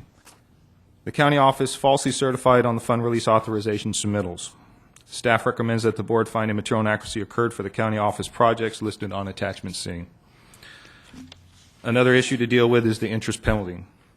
If the board finds the county office applications have material inaccuracy, statute requires that the county office shall repay the funding received as a result of the false certification. Additionally, regulation states the district must repay the additional funding received beyond the amount the district was entitled to for the project with the interest within 5 years from the date the board made the finding of the material inaccuracy. Interest shall be assessed as prescribed in Education Code Section 17070.51B1. Now, recently there's been some discussion as to what the terminology additional funding means in the aforementioned regulation. We have talked to legal counsel about this language, and legal counsel has opined that all funds released on a false certification are considered to be the additional funds. Had the district certified as to the actual amount of construction contracts in place at the time, they would not have been eligible for any funds to be released. Another thing that should be noted, This interpretation has been supported by board actions in all the previous material inaccuracy penalty calculations for 6 school districts and as recently as last month. The interest lost by the state due to the premature fund releases on these 8 projects is approximately $257,000. The third issue to deal with is the loss of self-certification privileges. If the board makes a material inaccuracy finding, the law requires that the county office be prohibited from self-certifying information on subsequent applications for a period of up to 5 years. Based on the multiple fund release occurrences, the cumulative duration of the funding advantage, which is the 1,392, and staff's methodology for making these recommendations, which is on attachment B, page 157, staff recommends a loss of self-certification for a period of 5 years. Now, at the last board meeting when we were discussing some material inaccuracy items, there was much discussion about the time that lapses between a false certification, the commencement of an audit, and finally the presentation of a potential material inaccuracy to the board. For the county office projects, the false certifications occurred from 2002 to 2004. The county office filed notice of completions for the 8 projects in 2005. However, rather than providing the OPSC with final 100% expenditure reports soon after the notice of completions for these projects, which would have allowed the OPSC to immediately begin an audit of the projects, the county office added minimal expenditures and submitted 99% reports in 2006 and 2007. The county office did not submit all 8 100% reports until March of 2009, 4 years after the county office filed notice of completions. The audit for all 8 projects commenced 3 months later in June of 2009. Now, I understand that there is a county representative here, but as stated in our item, I'd like to basically talk about the county office's position. The county office agrees that there were 8 premature fund releases and will accept a board decision that a material inaccuracy occurred. However, the board does not think that it should be assessed an interest penalty because it believes that this penalty constitutes a double dip. The county office arrives at this conclusion because it received financial hardship funding, and it also is repaying interest associated with project savings earned since fund release. The county office will accept a 2-year period for loss of self-certification and would like to use its financial hardship savings to pay the material inaccuracy interest penalty. Now, staff's response to the county's position is that we wish to clarify for the board that there are 2 separate and distinct interest types associated with the county office projects. The first, the projects were apportioned and received 100% financial hardship funding. After completion of the projects, the county office had approximately $344,000 in financial hardship savings. Additionally, the county office accrued approximately $414,000 in financial hardship interest as a result of state funds deposited in the county office interest-bearing accounts. If we would go to stamp page 156, the last paragraph on that page specifically addresses how financial hardship savings and financial hardship interest are to be handled. Regulation section 1859.103 states the state portion of any savings declared by the district or determined by the OPSC by audit must be used to reduce this SFP financial hardship grant of that project or other financial hardship projects within the district for a period of 3 years from the date the savings were declared by the district or determined by the OPSC audit. Any interest earned on a financial hardship project not expended on eligible project expenditures will be treated as savings and will be used to reduce the SFP financial hardship grant for that project. These are the only options the financial hardship projects with savings, which includes interest, irrespective of material inaccuracy. The second separate and distinct interest type is associated with the material inaccuracy itself. Statute requires an interest penalty as a part of any material inaccuracy and is not within the board's discretion to eliminate the interest penalty should it make a material inaccuracy finding. This interest penalty is in addition to any other amounts due to the state. The board cannot offset the penalty with the financial hardship earned by the county office.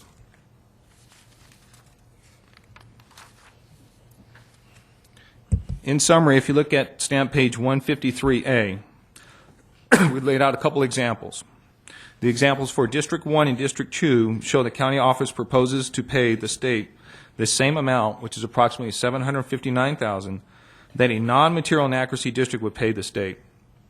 Essentially, in the county's office proposal, the total amount owed by the county office would be equal to the amount owed by a financial hardship district without any premature fund releases. Regulation and statute do not allow for alternative calculations to the amount of financial hardship savings and financial hardship interest or the amount of material inaccuracy penalty that is owed. As in District 2's case above, statute and regulation require the county office to pay the financial hardship savings, which is the $344,000, and financial hardship interest, which is the $414,000 or $414,000, and then also pay the interest associated with the material inaccuracy of $257,000. Now, one of the things that we wanted to highlight also is, in addition to this item focusing on the county office of the county office, there are potentially other districts that may be impacted by the board's determination on this board item. Given the current fiscal environment and the $2 billion plus in unfunded list, any movement of the unfunded list could impact future school facility construction projects. If the interest penalty of $257,652 is assessed and consequently repaid by the county office, then some other project may move off the unfunded list and receive an apportionment and fund release. These projects would create jobs and modernize old or build new school facilities.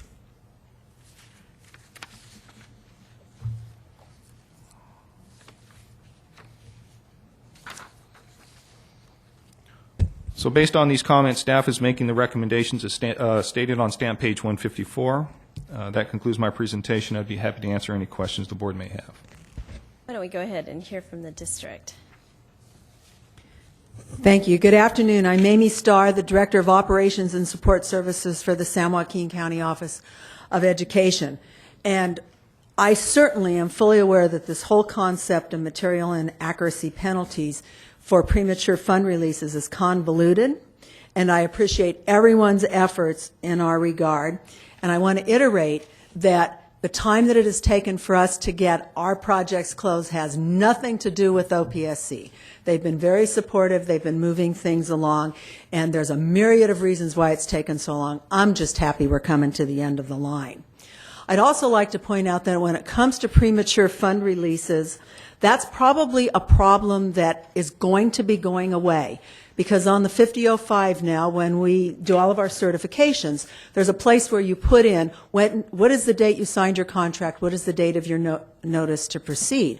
So if someone does, like I believe my predecessors did, and they just kept going and checking, they can't really do that because now it's in your face. When did you sign? Oh, I didn't sign it yet. Well, now you got to go back and get it done. So I think this problem is going to go away. It's how you deal with it now for all of us who are closing out projects.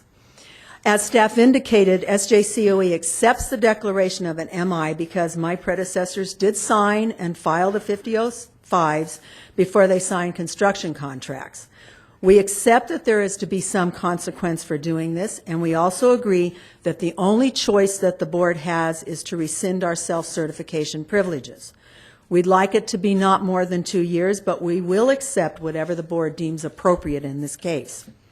We also concur that if an MI is declared, the board has no choice but to impose a financial penalty. However, we disagree with how the code and regulations are being interpreted in the calculation of the penalty in the case of premature fund release MIs. And I am speaking to that narrow group, premature fund release MIs. And we do have some concern that hardship districts could be inadvertently prejudiced when it comes to payment of the penalty. Now, the code and the regulations call for payment of a penalty proportionate to the additional funding received as a result of the MI, plus interest computed as described in code. And I did provide for you a copy of the code section as well as the pertinent SFP regulations. I understand that a state position is to maximize the dollars that leave so that and the dollars that come back so that they can be spread among more districts. I understand that. However, the interpretation has been that the penalty is the amount of the interest that the apportioned and released funds would have earned well in the state coffers if they had not been released early. It has been stated that this is making the bonds whole. And just for reference, in our case, that is the $257,000 plus.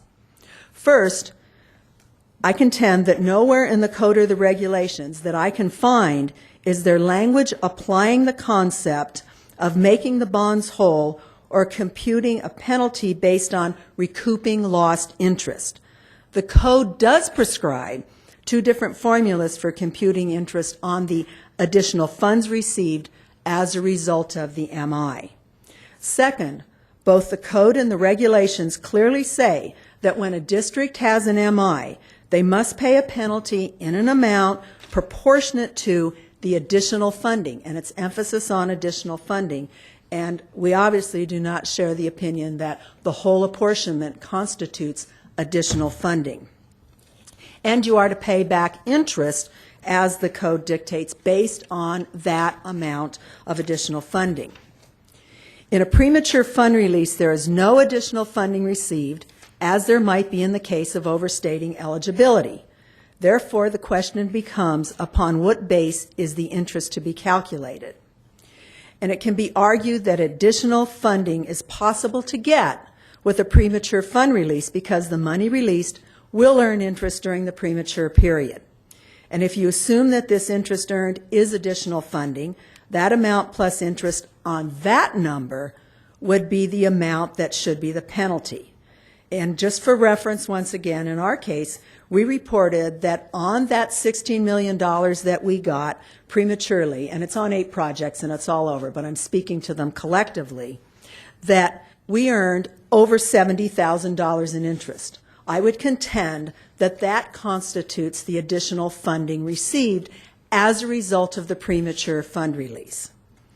And in our case, we could have spent this additional funding on the project, but we did not.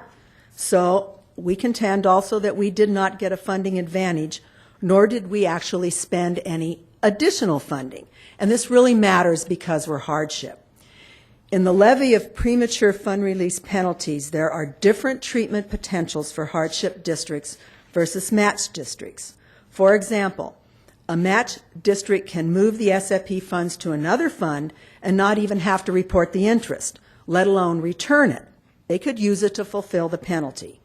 If the hardship district does not spend the interest on the project, it is to be returned to the state and deemed not available for payment of the penalty, as staff indicated in the regulation. And there are other nuances as well, but they start to get really tiny avenues of interpretation. In our situation, I think our folks may have held back spending that interest because they thought there might be a penalty. I found in trying to sort through all of these closeout documents a part of a string of email where they said, oops, this could constitute a material inaccuracy. We were supposed to sign the contracts first. And so we have held off because we knew that this was coming, and staff was very good in working with us. We figured it out when they figured it out.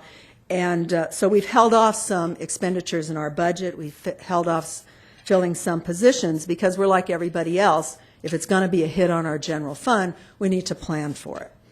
In summary, we request that the board first consider the possibility of a different interpretation of the code and regs when determining the premature fund release MI penalty. And yes, I recognize that there have been decisions that have been made on the other interpretation that have resulted in districts paying money. And so there's what happens with the look back, what happens with the now, and I indicated prospectively, I think the problem's taking care of itself. Second, whether or not there is a possibility in an unintended prejudice in the treatment of hardship districts and the payment of the MI penalty, which is somewhat of a separate discussion, but related to our issue about interest. And finally, what is the appropriate amount that we should pay as an MI penalty? We do not argue that we need to pay a penalty. It's just upon the interpretation of the law, what should be the basis for computing that proportionate additional funding, and then the interest on top on that number. That concludes my summary, and I'd be happy to try to answer any questions that the board may have. Okay. Are there any questions, Ms. Buchanan? Yeah, I have one question because it's consistent with other MIs we looked at, but when You seem to be arguing that you should have to repay the interest at the rate you were earning on it and not what's being assessed? As I've worked through looking at this and dealing with our own staff and legal counsel and so forth, we've come to different paths in the road at different times. Right now, if you take the way staff has recommended that we pay $257, if you buy this argument, that there was $257,000 in lost interest to the state, and I say, well, yeah, but that same $16 million was sitting in my bank and not the state's, and it earned money, that's where I contend there is a double dip from the standpoint that I'm giving back the $70,000 I earned on it. So the same dollars can't earn twice. And then that starts to get into the interpretations of hardship. So when it says here, because you actually highlighted this for us, that on the first page when you say state school facility, as the case may be, an amount proportionate to the additional funding received as a result of the material inaccuracy, including interest at a rate paid on monies in the pooled money investment account or at the highest rate of interest for the most recent issue of state general obligation bonds is established pursuant to chapter blah, blah, blah, whichever is greater. So does that not define the interest rate? It defines the interest rate, but the question is, to what number do you apply the interest? The number that the interest has been applied to in the past, and I recognize there's past history here, and in the recommendations coming forward, is the total amount of the apportionment. Now, that's our apportionment. So if you received the apportionment X days early, I mean, if you had been funded within the time frame allowed by statute, right, there would be no penalty. But because you receive it early, that interest rate is applied to the number of days you held that money that was outside of the window. I mean, so really what you're doing is repaying the state for the state's lost interest for those additional days that you were holding the money outside of statute of regulation when you should be funding. Yes. Right. That is the interpretation. Right. However, we're saying that the code says, in an amount, shall repay to the board, in an amount proportionate to the additional funding received as a result of the material inaccuracy. So explain to me, when I interpret proportionate, it's to say those additional days that you held the money for which you were funded early. You're not interpreting proportionate in the same way. So could you explain to me how you're interpreting proportionate? Yes. The key is that it says additional funding received. Well, I got my $16 million. There's nothing, that was a portion for me. I could go and get it any time after the board did that. It's not additional money. All I got additional as a result of that early release was the interest that I earned on the money. I am contending that when you look at additional funding, that was the amount, and then we apply these interests to it. I understand what you're saying. It seems to me, though, that the question is, do we follow these regulations that specifically say what the interest rate should be for those additional days you have the money, or are we collecting what the district, county board, or whatever the interest you earned on the money? And this seems to me to be fairly specific in terms of what that charge is. I mean, I don't. Pat, did you want to comment? Yeah, I believe the statute's very specific when it comes to assessing an interest penalty for material inaccuracy. And the distinction here is there was, to some extent, they weren't rightfully entitled to those funds at that time. So you're absolutely correct. Even though it seems to be that distinction between I earned that $16 million, I should have kept that $16 million. That's not the issue. The issue is they received that money prematurely, and state has bond costs associated or debt service. If the state had had it, the state would have had that much more money to allocate out to other projects. And that's correct. That's the issue. But nowhere does it say that we are required as part of the penalty to make the bonds whole or to provide the funding to recoup that interest. It says that we have to give back the additional funding we got, and then the interest calculations that you point to are on that additional funding. We don't argue that the code is pretty clear on what the interest rate is. It's just, do you apply it to the 16 million? But are we now combining, right now, are we now combining two different issues? One is Right. what the interest penalty is for the material inaccuracy, and the other is what the additional funding you receive because the cost of the hardship grants, I mean, the cost of the hardship projects was less than the grant amount. Are we not, are we now talking about two different issues? I think, yeah, there's more than two issues that have sort of entwined in your comments.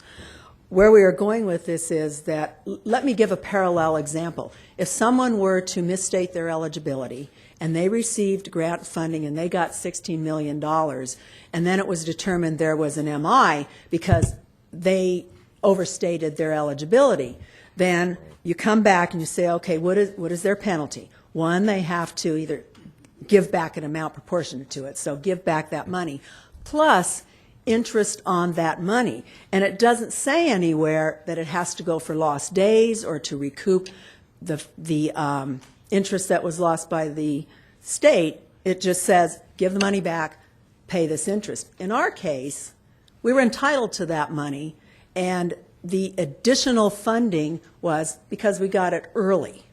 Well, I'm just trying to, so do you agree then, are you saying there should be two different interest rates you're charged, one for the material inaccuracy and one for the overfunding or the, the amount that excess funding you receive to remedy the financial hardship situation? I mean.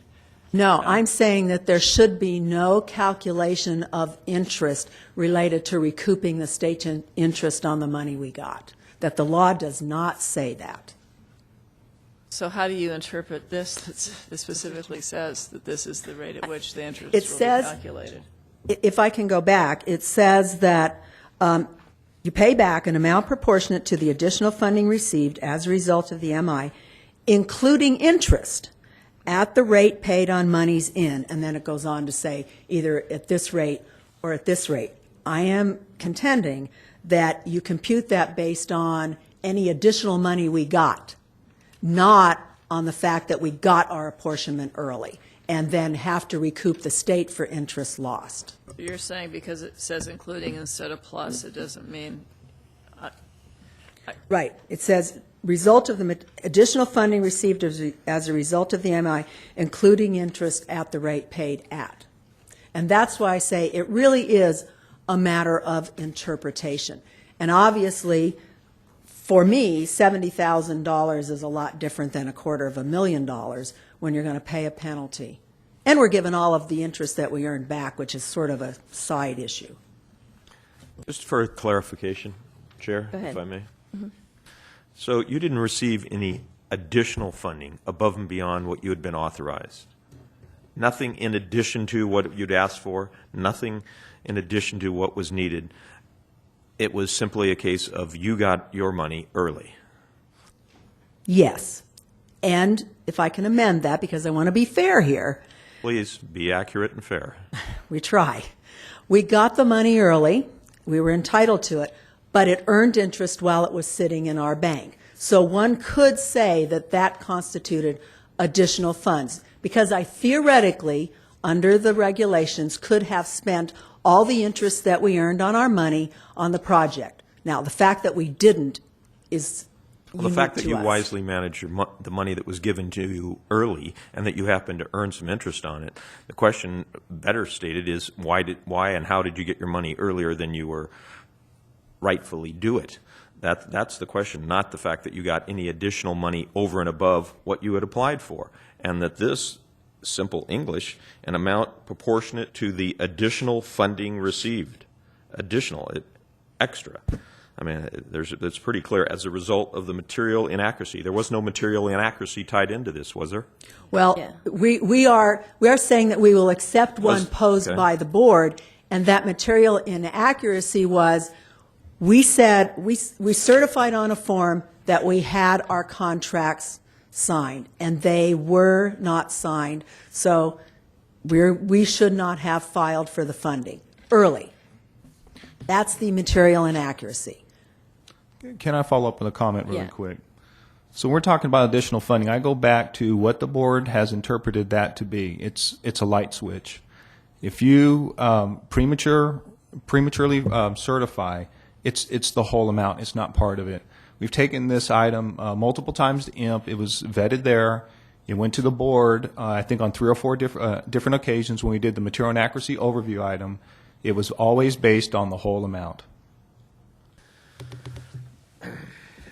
And seems to me a pretty arbitrary interpretation to me of charging the whole amount. You know that you're going to give them the whole amount eventually. The fact that they signed off on a piece of paper 1 day or 48 days ahead of the fact another piece was signed, the same amount was still going to be delivered. Is that accurate? That's a yes accurate. or no question. Yes, yes. Thank you. So there wasn't an additional amount. The fact they got it early and that they did materially inaccurately sign a piece of paper is a fact, true. But to qualify for the whole amount that they were qualified to take the whole amount they were qualified for and throw it into this additional definition, I think is an interpretation beyond what the English language intends here. And I am sympathetic to your cause as it relates to a lesser penalty. Seems like a penalty is appropriate, but not in the total amount that's due, according to staff's recommendation. Well, they're not remitting the total amount that's due. It's the interest on the total amount. Okay. But for a set period of time, the state was without the ability to use those funds that could have been applied to somebody else, and the state was paying GO bond costs and carrying costs. And generally speaking, the board has looked at these very strictly of when there's a material inaccuracy or not. Ms. Buchanan? I was going to say, the bottom line is when you sign the form and you say that you've got a contract to begin construction within a certain time period, we're assuming that that's accurate. And so you're admitting that the contract, that was signed, that there is the material inaccuracy there because the construction did not begin within the 6-month time period, right? Right. We did not have our contract So signed. the problem I have, because I would love to find a way not to do this, but one is, bond funds aren't there so districts can, earn money or have the arbitrage off them. They're there for construction projects to begin. And if the rules are that the projects need to begin within 6 months, and you're saying I've got a signed contract and they're going to begin within that time frame, then I'm giving money to you, and we've seen cases where they've started a year late, and I'm not giving it to another district that is ready to begin, where you've got jobs and everything else that you're creating. And so what happens is, because you're funding it early, as Ms. Bryant said, the district is losing, or the state is losing interest on that money, and that is interest that would be going to fund other projects. And I don't think, if you look at school districts and the requirements they have with respect to general obligation bonds and when they have to commit it, it's clearly obvious to me that whether you're selling bonds at the local level or the state level, the whole idea is you get the money out to projects. So I just have a problem agreeing to the same interpretation, because when I read the including and what it specifies the interest penalty is, to me it's very clear that the interest penalty is the greater of what the state would be receiving on the bond interest or from the pool money investment account. And I wish I could come to that other interpretation, but looking at how we've applied it to every other district where we found a material inaccuracy, that's essentially what we've done. Do you have a question, Ms. Brownlee? Let me just ask you, so we do not have in front of us this question of the financial hardship, the overpayment there. Is that correct? That's correct. That'll be in a subsequent board item, hopefully a consent item. Right. So what the district, because I don't think that's been very clear, because it gets me confused every time we talk about this, is there's a separate, which is what the district is trying to suggest, is that the repayment of the excess financial hardship savings, that is where you remit the interest that you earned while you were holding the extra funding. That's So correct. that interest payment is only on the difference. Is that correct? It's not on the entire amount. Well, it's interest accrued while they have, yeah, there's a drawdown. Once they put money into their account, there's a drawdown, but they're accruing interest. So during the course of those projects, the life of those projects, for those 8 projects, they accumulated that interest. Because I think what's not been made clear to the board, and it's gotten confusing with how the district's been testifying, is that if what we find here is a material inaccuracy on this item, and then we assess the penalty of the interest, which, as Ms. Buchanan explained, I agree with her way she's explaining it, that would be the $257,000. And then in addition to that, we would have a loss of self-cert. In addition to that, there would be a subsequent item brought back to the board that would recoup from the district the interest that they collected on just the balance of the financial hardship or the entire amount. It's what they accrued over the life of the project. So if they put in $16 million initially and they get the drawdown, So the effect of, if we accept what the county's offering to do here, setting aside the 2 years lack of self-certification, what we would be essentially accepting is a no-interest penalty on the MI, and we would just be accepting the remittance of the interest that they would have to pay anyway on the financial hardship? yeah, but you need to keep in mind that these are 100% state funded. It was all state money. I know that. I'm just. Right, okay. I just want to make sure that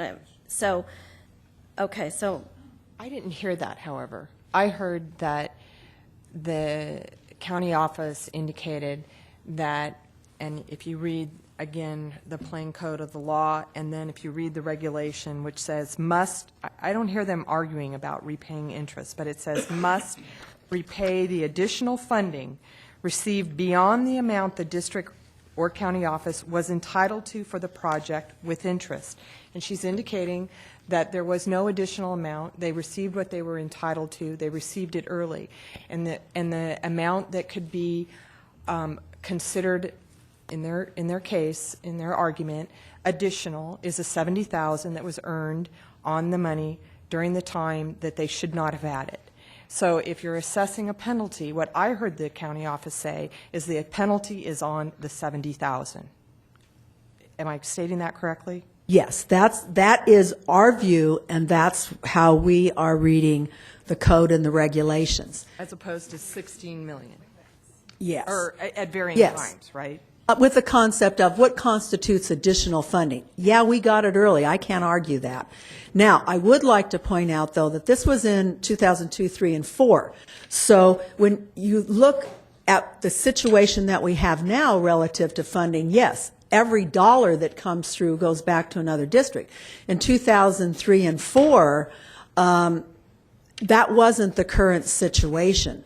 So we would argue we really didn't get any kind of a funding advantage, nor was anybody else disadvantaged because we or other districts at that time got the funding early. And that the concept of the state recouping interest lost or fees lost or costs lost, I don't think the code addresses that. With all due respect that we have different interpretation of that piece of the language. And I just want to bring to the board's attention just a reminder that the board had actually approved this funding for San Joaquin County Office of Education, so therefore no other district could access this funding within the 18 months because of the 18-month time limit. But that's not the issue. The issue is we still would have drawn interest on that funding. Say it's $16 million. Say the interest is $200,000.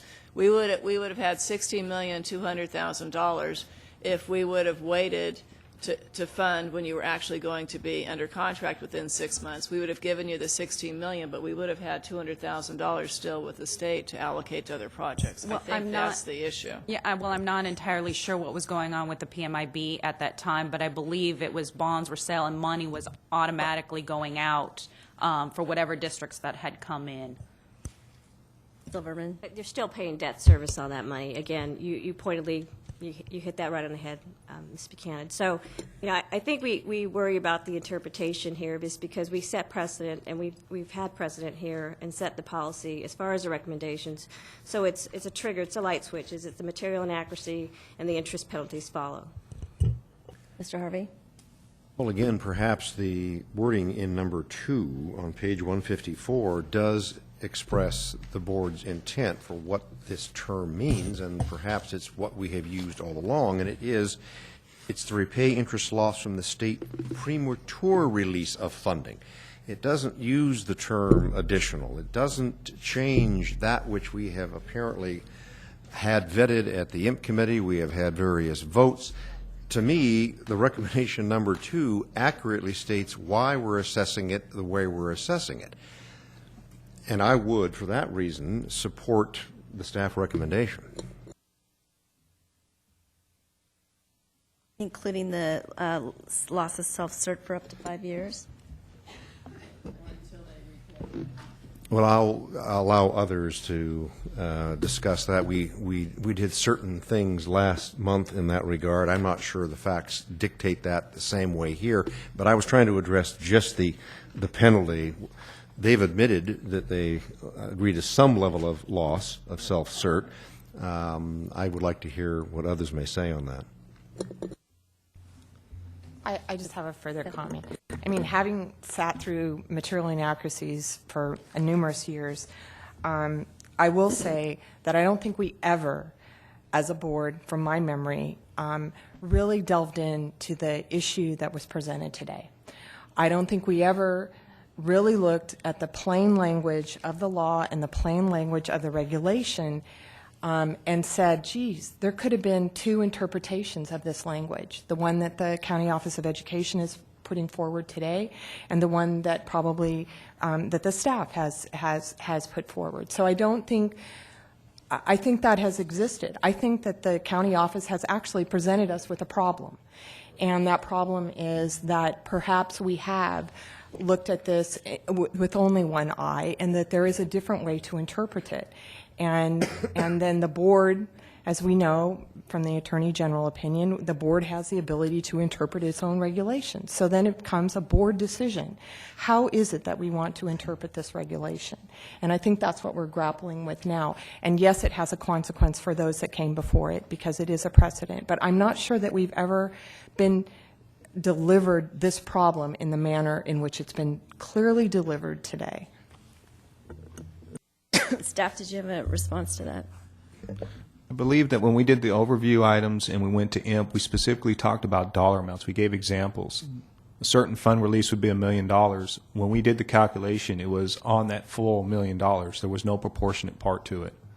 So when we're talking about that additional funding or that concept, we actually laid out dollar amounts in our examples. Ms. Moore saying that that's the way we interpret it, that's the way the precedent has been set, but there might be another way in which to look at it, of which we haven't exercised. And I think there are 2 different cases that we are actually potentially looking at material inaccuracies within. One is one in which there was a material inaccuracy around what a district reported in eligibility, which actually means they may have got more money than they deserve, than they were entitled. In the case of that case could happen, and it did happen in the case of one of the school districts that did not report their certificates of participation, and those could have been those should have been credited towards the amount the state would have paid, and that district had to pay a penalty around that. They got more money than they were entitled to. And in the plain reading of the interpretation, you could say, okay, their interest on whatever they got extra, that's owed the state. And in the case that this county office is presenting, it's saying, I didn't get any more than I was entitled to. I got it early. What's the penalty? So I just have to ask you then, so what is to stop any school district then from not accurately certifying that they have a contract to begin work within? There's a couple. I mean, if you want to presuppose that school districts are out there wanting to do things inaccurately or falsely certify, I guess you can have that presupposition. But I think in most cases, I think districts want to do the right thing. I think Ms. Starr has pointed out that we have corrected the form so that, I'll tell you, when I was in a school district, you know the certifications, there's about 2 pages of them. I looked up every regulation and every law they pertain to, and when we signed that, we knew what we were signing. But it's a lot of work. And so things have happened in this program, and then when they happen, we've tried to address them by saying, okay, write your contract date down. So anybody filling out that form has to write the contract date now. You see that, and you certify accordingly. You know, do we think that districts purposely are going to certify incorrectly? That's what this law, I guess, anticipated and said we should have a penalty around that. The penalty of not being able to self-certify is a big penalty. And also, if we as a board, material inaccuracy for a district is a black eye. And some people, it's such a black eye that you might not have a job, around that. So I think that people take this very seriously, and that that's a penalty right there, and the law states that we should also penalize with interest on that was earned. I don't think, I would never want to presuppose that any district intentionally doesn't certify correctly, okay? But the statement is that you sign, or your predecessor signed, is very clear, that says you were going to have at least 50% of the work under contract within 6 months. I also know that there are so many districts in line for money that something happens and your project is delayed and maybe you have to rebid or whatever happens, okay?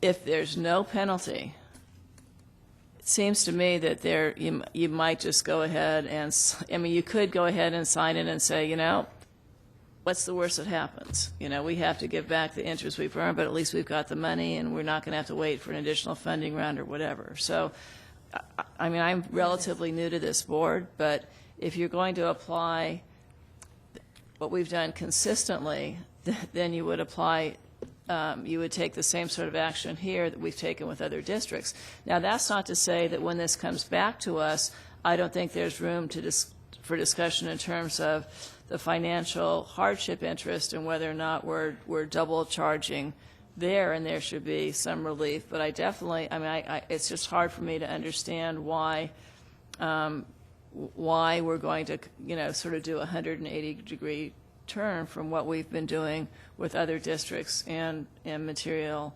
inaccuracies, especially when the statement that you sign is very clear. It says we'll have a contract for 50% of the work, and all the interest you earn, if you start out with your contract, you're not paying out all that money right away, so any interest you earn after that you get to keep. What you're really saying is there's a penalty during that time period from when you actually receive the funds and when that 6-month window starts.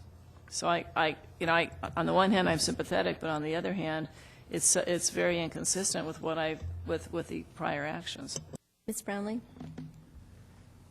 Do we know how many cases of material inaccuracies we've had, and what was the interest that was paid back to the state?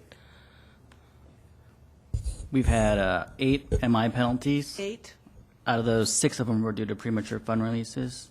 There was one that had to do with eligibility, not having it, and the second one was... So of the 6 that are consistent with this situation, what was the size of the project, total size of the... They varied. We had one district, I think, had up to 22 projects, and then we've had one district that had down to 1. It's the full range. I see. So do you have any idea of what the collective dollar amount that we were talking about? In interest coming back? Yeah. On all those 6? Mm-hmm. I guess while he's looking at that, I think, I'm compelled that there could potentially be a different interpretation of this. I'm not saying that necessarily that I agree with it yet, but I concur that there potentially could be a different interpretation. And if that's true, and I hear what Ms. Moore is saying, that that's our decision to make. I wouldn't want to make that decision without further investigation and more information and so forth and so on. So the conundrum, there's a conundrum here, and, do we spend the time to sort of explore that and postpone this decision? I mean, or do we stay with our current interpretation? And if we did, I would say that I wouldn't concur with the argument that was being made. And then, of course, a third issue to deal with is the other districts that would have paid the penalty based on a potential old interpretation of what material inaccuracies are. So it's, depending on where people kind of fall, but, the conundrum for me is trying to, if we believe that there's a potential of interpretation, a different interpretation, then I think that the only right thing to do would be to postpone this decision, or, they could pay us the interest and we could hold that in arbitrage, and then when we figure it out, just kidding. We'd be happy to get this closed and get the money moved on. But, that's sort of the conundrum, it's I would not feel comfortable, moving forward with a decision if we were going to consider another interpretation today. If there's consensus on the board that we are committed to the current interpretation, I have a different opinion. But when we hear the when the financial hardship overpayment issue comes back, do we have flexibility there? No, it's in regulation. Okay, can I suggest this? Because this meeting, I was trying to get this thing adjourned by 4. So what if the district has conceded, I believe, correct me if I misstate this, that there's a material inaccuracy here. And I sense there's consensus on the board that we have a material inaccuracy situation. It's just a question of better understanding of how the two pieces, the financial hardship overpayment interacts with the interest on the material inaccuracy. I mean, I find myself supportive of the staff recommendation. I'm worried that the 5-year self-certification seems really long when the school district has been so cooperative on trying to work all these issues out. But I don't know. I'm suggesting maybe we just find the material inaccuracy and we bring both of these back at the same time so that the board can really understand it. No? No. The issue that Assemblywoman Brownlee The issue that Assemblywoman Brownlee is concerned about, and Ms. Moore, is an issue of the actual interpretation of the regulation. It doesn't have a mixture of the hardship problem and the penalty interest.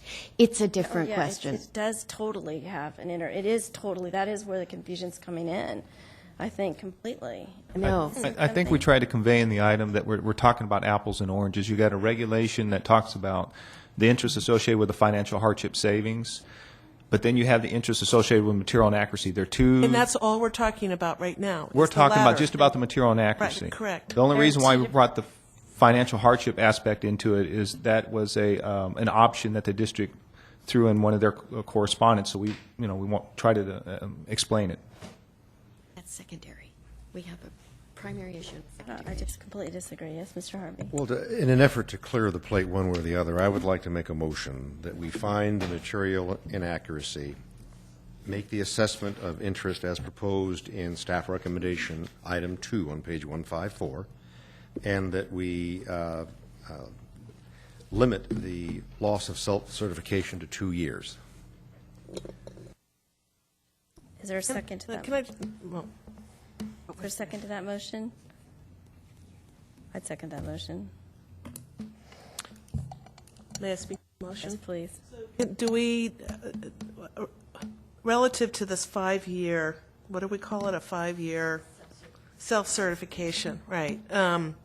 So, I agree with Ms. Moore. I think that 5-year is very punitive, and the whole notion of calling this a penalty bothers me, because I really agree that school districts are not out there trying to game the system. They're trying to follow the rules and regulations, and sometimes they make mistakes. And so, I kind of feel like, a harsh penalty is not really, doesn't. The motion was a 2-year. I understand. So I'm just trying to say that I kind of agree with a shorter time frame.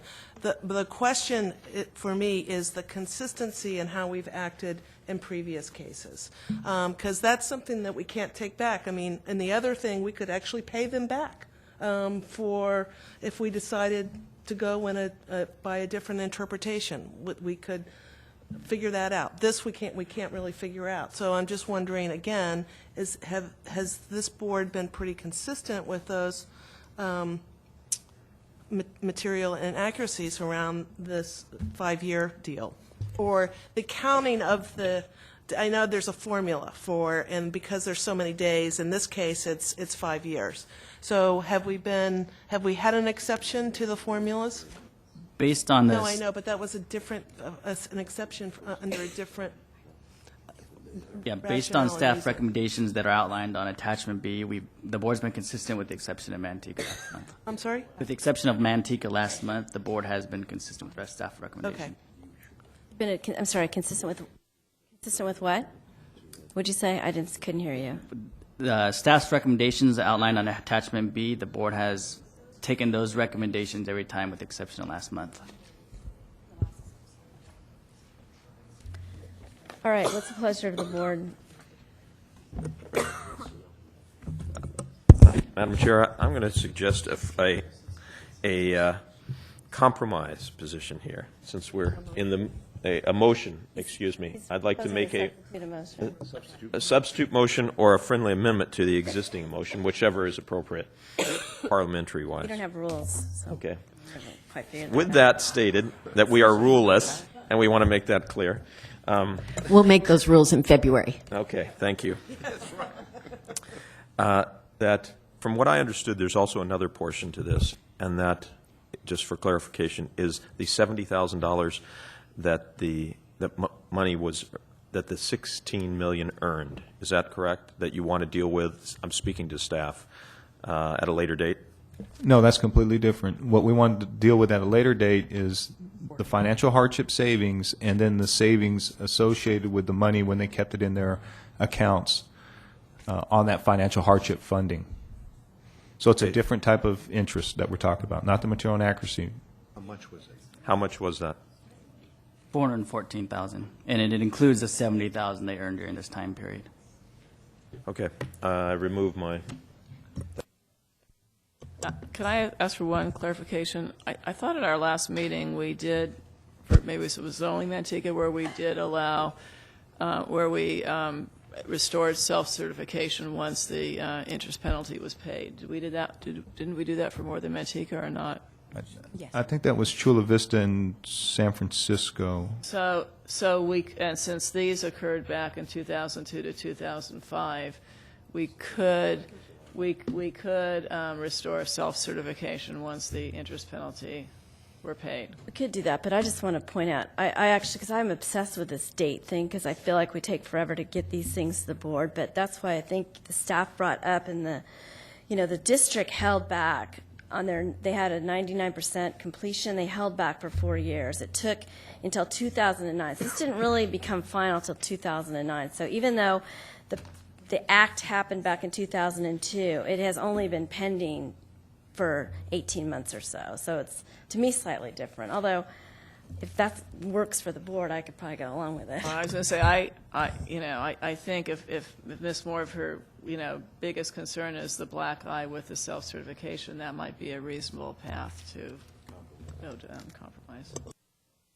I'm not sure I heard that from Ms. Moore. Well, I was just saying, self-certification, the loss of self-certification and the finding of an MI, I think the board knows, is a big deal to a school district. So, and I think they've indicated that they've had an MI, that's never in question.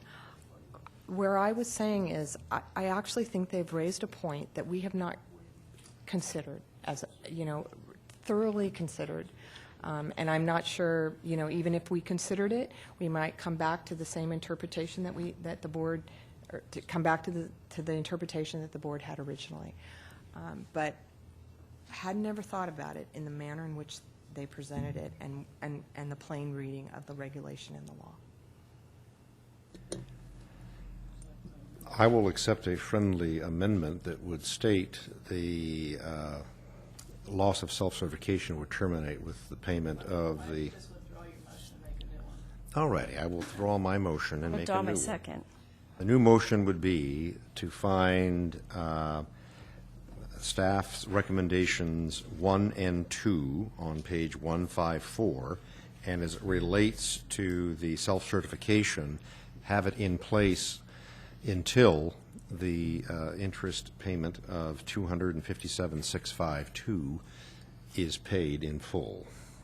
So you're finding the material inaccuracy, you're assessing the repayment for interest lost by the state, and you're terminating the black eye when they pay the entire amount back.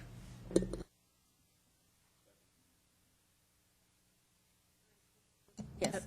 So I think, I could support that motion as long as we had another motion that says we're going to bring this issue forward relative to what Ms. Moore is speaking to in terms of wrestling with what the interpretation is, the right interpretation of this. And then if we all agree that this is the right interpretation, we have nothing more to do with this case or any other case. If we come to the conclusion that there's another interpretation, then we have to wrestle with this case and all the previous cases, I think, to rectify that and do the right thing. So if there was a commitment that we would look at or evaluate, weigh, decide upon the other potential way of interpreting this at a later date, then I think I could support it. If not, then I would not be able to support it.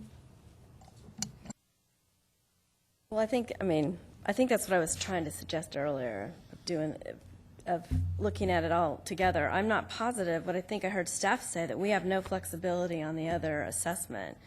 I'm not positive what you think. If we decide, we get to the other issue in front of us and we're uncomfortable with this decision, do we have flexibility to fix it? The recommendations do have a specific number, and this is what we're agreeing is the penalty. And these are the same recommendations that we had on these other MIs, is how we assessed what that penalty was, and those have already been assessed and voted on by the board.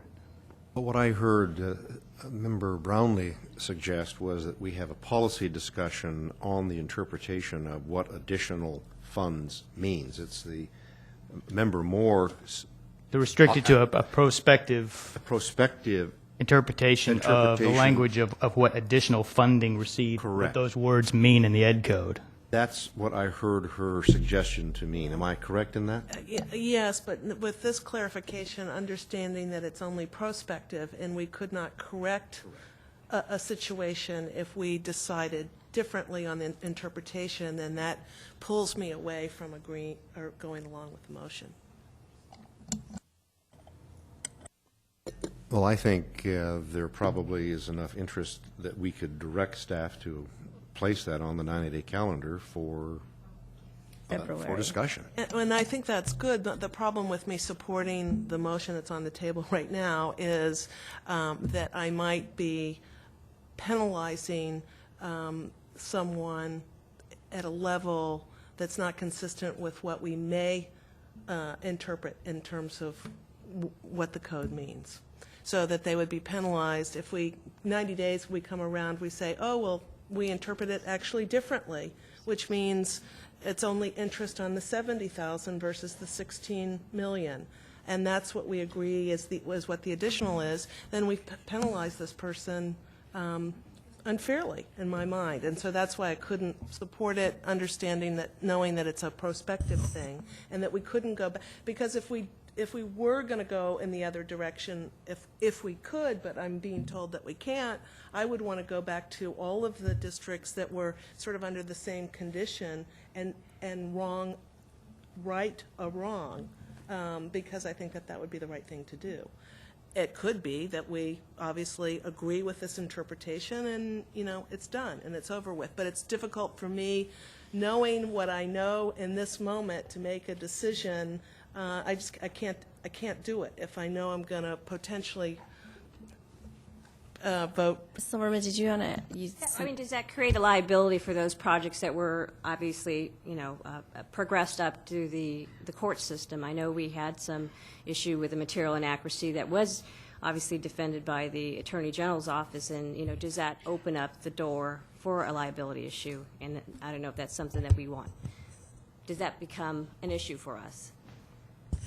Madam Chair, just as for discussion on this, is there any way, or Lance, is there any way that this could be separated into two issues where there's a finding of material inaccuracy, loss of self-cert, and hold off on what the interest and the penalty would be until there's a discussion, and then you could come back based on that, make a decision so that you can have the attorneys look at it, AG, and then the board could fully look at it, make a decision, and that apply to this case? I believe that's what I suggested 10 minutes ago or so, although I didn't throw in the material inaccuracy, the loss of self-certification, because if the board's druthers is that's going to go away when they pay their interest, I'm not sure we'd want to do that. Did you have something? The motion before the board right now is for the, once material accuracy is found for this penalty we've already stated here. Now, new motion would definitely have to go forward. So we're now suggesting that we find material inaccuracy and as part of the motion, bring it back next subject month. to penalties that are determined after we have the discussion. Is that what we're saying? Yeah, because I don't want us to get ourselves in a San Francisco situation where we found material inaccuracy 5 or 6 or 10 years ago, and then we bring it back and wonder why we're still talking about it. Did you have something wise to add? I don't know if that it's wise, Madam Chair, but I do not represent San Joaquin County Office of Education. I'm representing Cash and approaching you as a friend of the board. This issue, and I agree with the interpretation that's being made by Ms. Starb. We've had a discussion about this very thing approximately 2 years ago at an implementation committee meeting. Because of the issues of Fresno and others, that colored the discussion, I believe, from how that came to the board, because it never got to the board. But I was troubled by something I heard Mr. Aspel state to you, and he said you have no flexibility because of the regulation. The regulation is rooted in the law. If the regulation is not appropriate because it's not interpreting the law, then that may be changed. You did that for the Lenox School District on, it wasn't material inaccuracy, but it was a misinterpretation of the law, and regulation was changed by the board in order to not harm but help the district. So just, again, approaching as a friend of the board, it may be that you want to ask your staff to look at the regulation, look at the law, and have a discussion of the intent of the law, and is it reflected accurately in the regulation. So not wanting to delay you ending this meeting, but I just felt compelled to come up and speak to the issue because it was addressed at the implementation committee some time ago. It just never got to the board. Any last words, Mr. Aspel? I'm all tuckered out. Right. Can I suggest? Can I suggest that we find the material inaccuracy and that we bring this back next month with a better item? We can consult with the Attorney General and just make sure that because I've kind of got myself a little bit confused, and I'd like us to have a consistent approach. Well, that would require Mr. Harvey to Yeah, withdraw Mr. his can motion. do that.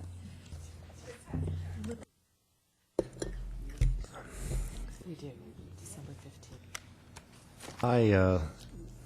I will do so in the interest of congeniality. I do not support it. I support the motion that I made, but in the interest of moving the agenda, I will so amend my motion. But finding material inaccuracy only. Is there a second on that? Second. Should we call the roll? Or is everyone in?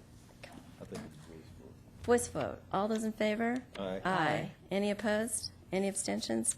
Good. All right. We're going to move to tab 14 at the request of Senator Lowenthal, which is the audit subcommittee report. Because apparently we're losing one of our expert witnesses. So, Senator? Thank you. 14, thank you. Page 175. Shall I report? Please.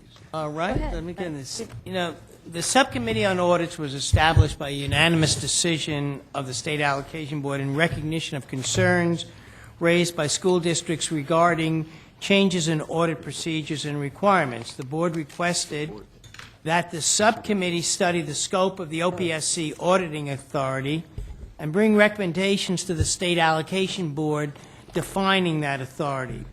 The board further specified that the recommendation should seek to find a balance between our fiduciary responsibilities for bond accountability and the best use of state and local resources in conducting audits. To accomplish this task, the subcommittee, with the endorsement of the full State Allocation Board, formed the Audit Working Group, a group of audit experts. The group reviewed areas of redundancy in state audits of school districts and studied the scope of the school facility program audits.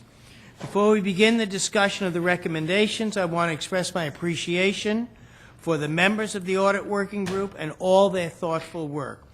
The group, made up of auditors, state agencies, and school district representatives, modeled the best of the democratic process. The audit experts listened to concerns raised about the current school facility program audit processes and thoughtfully responded, at times with reassurance to districts that those processes are necessary and typical, and at times with information about the processes that can more efficiently accomplish the goals of accountability. Discussions were always professional, considerate, and well-informed. The suggestions of the working group are the foundation of the subcommittee recommendations we have before us today.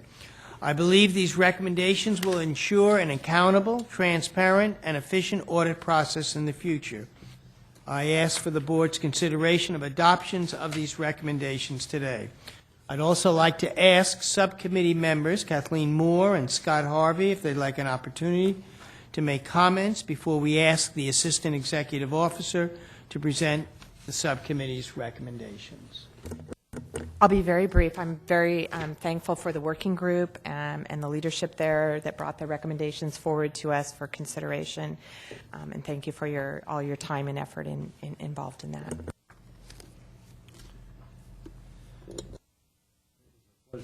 It was a pleasure to be part of this process. I think we've had a healthy discussion about the breadth and scope of audits. We've had an interesting disagreement on who actually controls those audits.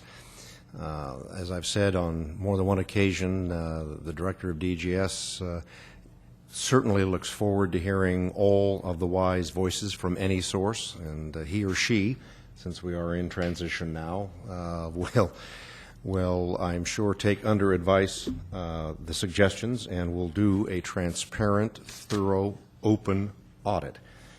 One that even perhaps should be done by an outside entity. I think we've all endorsed that conceptually. I think we've talked about Yellow Book standards. I think we've talked about corresponding early so people know predictably what to expect. No one disagrees with that. So I want to thank Senator Lowenthal and Kathleen Moore for the time they spent. I think it was a healthy process. And I would encourage the new DGS director to seriously consider these suggestions when there is a new director. We don't have one yet. Go ahead. Madam Chair, board members, I am your assistant executive officer, but I truly believe the experts are those that were sitting on the working group, and very thankful. And so I'd like to introduce two of the individuals who are on the working group to present these recommendations, because they truly are your experts and have the inside working knowledges. So you have Letty Boggs and you have Cassandra Hudnall Moore, who's with the Controller's Office, and Letty represents on behalf of the school district. So I'm going to turn it over to them to present to you. Thank you. Thank you. The first issue that we discussed was the issue of the scope of the audit. The main issue that was brought up was that the scope of the audit needed to be defined. The school facilities program was intended to be a grant and go program. Our recommendation was to define the scope of the audit as a compliance audit. Local education agencies are audited to ensure that they are in compliance with the laws and regulations of the school facility program, and that there would be an audit guide that would be revised and updated annually. The second issue had to do with how audits are performed, and the issue was that audits should be performed consistent with audits that are performed by other state agencies. Our recommendation is that audits should be performed in accordance with governmental audit standards or Yellow Book standards, and audits should commence within established time periods. An additional issue was regarding objectivity and independence of the audit. Audits should not be conducted by the same entity that issued apportionments. We had a lot of discussion about the need for independence in the audit environment so that it assured a fair and independent look at the project for each district. We had a lot of discussion about where this might occur and what it might look like. We spent a lot of time actually on this item.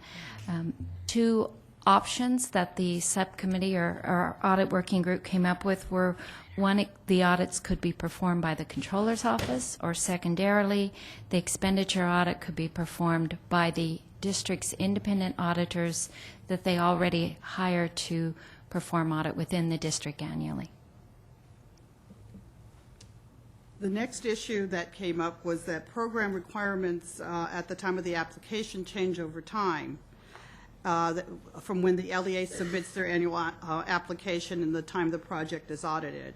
And our recommendation is LEAs should be audited subject to the audit guide and the regulations effective at the time the application is deemed complete and accepted by the OPSC.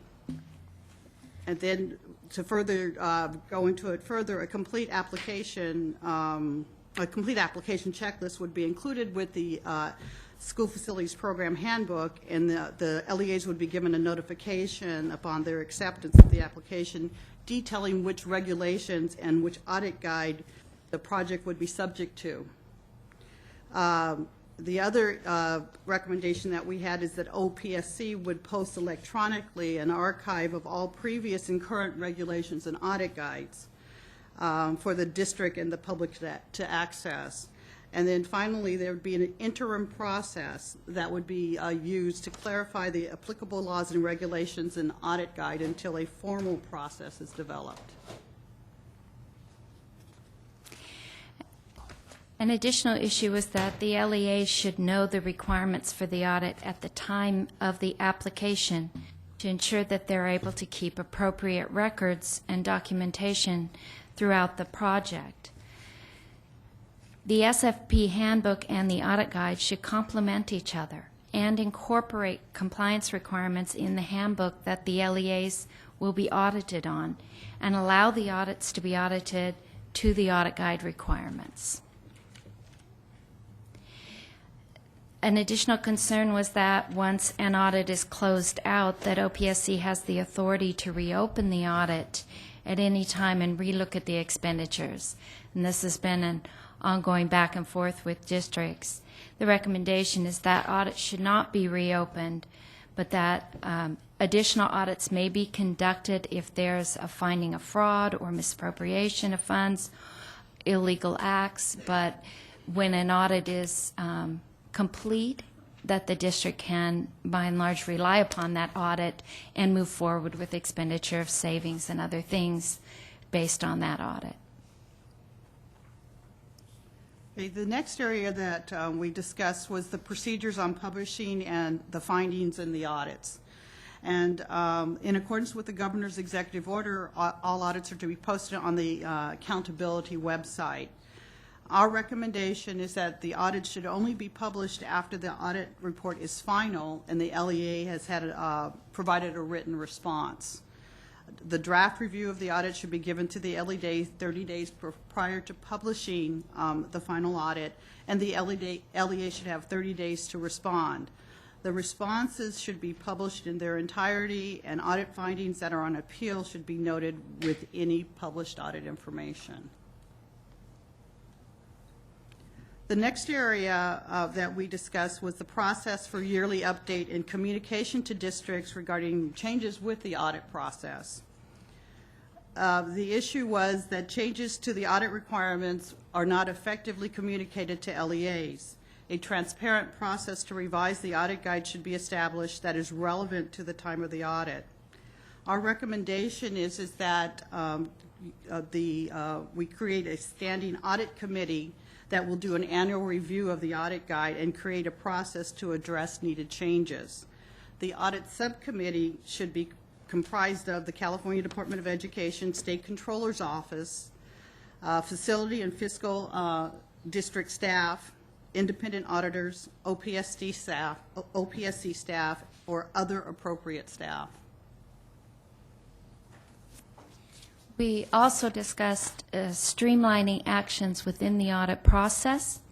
One issue was that the program requirements can change from time to time, from the time a district submits an application to the time that the district is audited.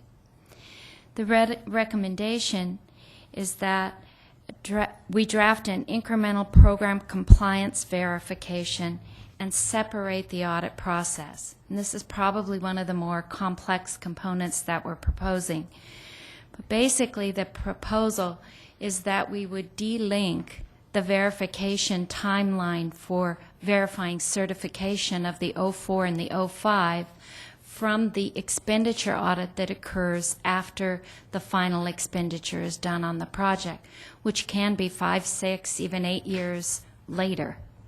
So this was a lot of discussion about the type of MIs that are coming and how can we address the issues that districts are having.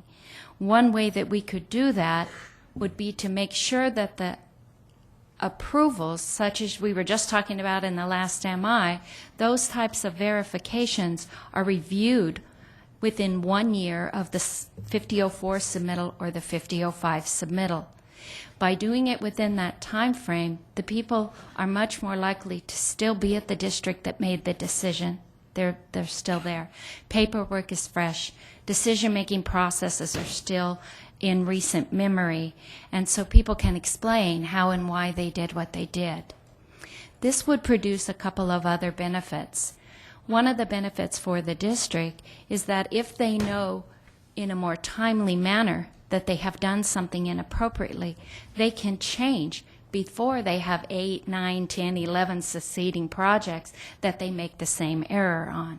So it provides a feedback loop for process improvement at the district. It also provides a process improvement feedback loop at OPSC, because right now they also aren't seeing the MI come through until so many years after the occurrence that they can't interdict how they're doing their program explanations to districts, the material in the manual, those types of things, so that those changes could be made in a more timely manner. So if the verifications are certified within a 1-year time frame, the audit of the expenditures would still occur later after the final expenditure, much as it is now, but it would strictly be a basic expenditure audit where you're verifying payments. Oh, the next one. Another issue is that we had a lot of discussion about the fact that OPSC sometimes does not understand all of the ramifications of how districts have to manage multiple funding sources for their projects, differing nexus requirements for those funding sources, the process of managing multiple sources on a multi-fund projects, multi-year projects. So one recommendation is that OPSC be provided training to better understand the internal controls, cash management, and multi-fund accounting required at school districts to comply with their program and how those interrelate to other programs, which sometimes create almost a mutual exclusivity of abiding by everybody's rules.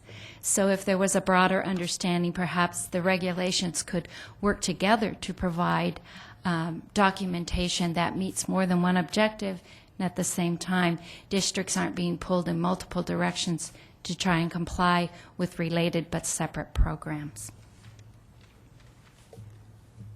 The next issue that we discussed was that audit requirements related to financial accounting are not coordinated with the requirements of the California School Accounting Manual that affects all LEAs. The recommendation is that OPSC staff coordinate with the Department of Education staff who maintain the CSAM to assure that the financial documentation for audits is an integrated part of the CSAM and doesn't impose additional accounting burdens on the LEAs.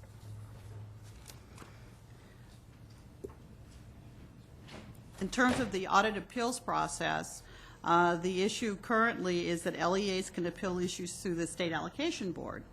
And we were asked to discuss a process needed to address audit deficiencies that have a fiscal impact on the district and on the state. Our recommendation is that the audit appeal would be the responsibility of the Assistant Executive Officer in consultation with the Office of Public School Construction and or a future audit group to process the appeal and present the item to the board. The final issue that we discussed and comes forward today is that of the audit guide. We've already recommended that the audit guide and the manual for the program be better coordinated, but we spent a lot of time talking about the index and how it's organized, because it's very problematic for districts because it jumps from program to program within the guide. So it's rather difficult to read the manual or the audit guide and know that you've picked up all the criteria for any one component of the program. So we made some recommendations that the audit guide be organized by elements of the program so that if a district was participating in any particular element, they could easily know that they've read all the pertinent parts of the guide. Those are the recommendations. So now it's up to discussion of the board. Any questions we'll be happy to take. Oh, go ahead. Go ahead. No, you go first. I insist. I just had one question relative to the audit appeals process. And I'm not quite sure I understood the recommendation with the appeal would be the responsibility of the Assistant Executive Director and or a future audit group to process the appeal and present the item to the board. So that just means that they handle the understanding of what the appeal is to provide a board agenda for us? Yes. So we are still the appeals board? Yes, they're just writing, as my understanding, the AEO writes the appeal report and presents it to the board. It's really the board's responsibility. The concern was one of audit independence in that right now, OPSC is a party to the transaction, and yet they write the appeal documentation to the board. And the committee felt it ought to be a more independent process, that someone else should write the documentation presenting often both two sides. Very good. Thank you. Okay, I just have a couple of questions. I want to talk for a minute about independence. So I believe that for most of our bond transactions in the state of California, that those audits are conducted by the departments who oversee the bond funds. It's a rare instance that it goes out to an independent third party to do the audits. Did you guys discuss that at all in your working group? How other state agencies oversee bond funds? It varies. So the Controller's Office actually performs audits on behalf of other state agencies, and we take a look and do audits of their bonds. We also have, there's also times when I believe that agencies may contract with an independent firm to do the audit, and that's pretty much why you create an audit guide, so that you can farm the audit out to a group of individuals that aren't within the organization that is actually running the program. And you did, my understanding was that this program doesn't have what is traditionally referred to as an audit guide. They have an audit guide. It's fairly difficult to follow and to understand. And so this committee was tasked with looking at that audit guide and maybe making it something that's easier for both the districts to understand, and then, any other auditor that might perform the audit. Is it Lisa, do I have the wrong, am I wrong about that, or I thought we didn't have an audit guide? What we have is pretty much like a best practices handbook. It's more or less of a handbook. I mean, the staff did adopt an audit program, which is something different. So I think it was obviously never set up that way. Okay. Well, let me just make some comments, Senator. Obviously, when we can turn back the time to last February when this initial conversation came up, and you and I disagreed strenuously, and I've told you all the way along that I would continue to disagree with you on this item. However, I find myself in a position where I actually agree with virtually every single recommendation in this chart.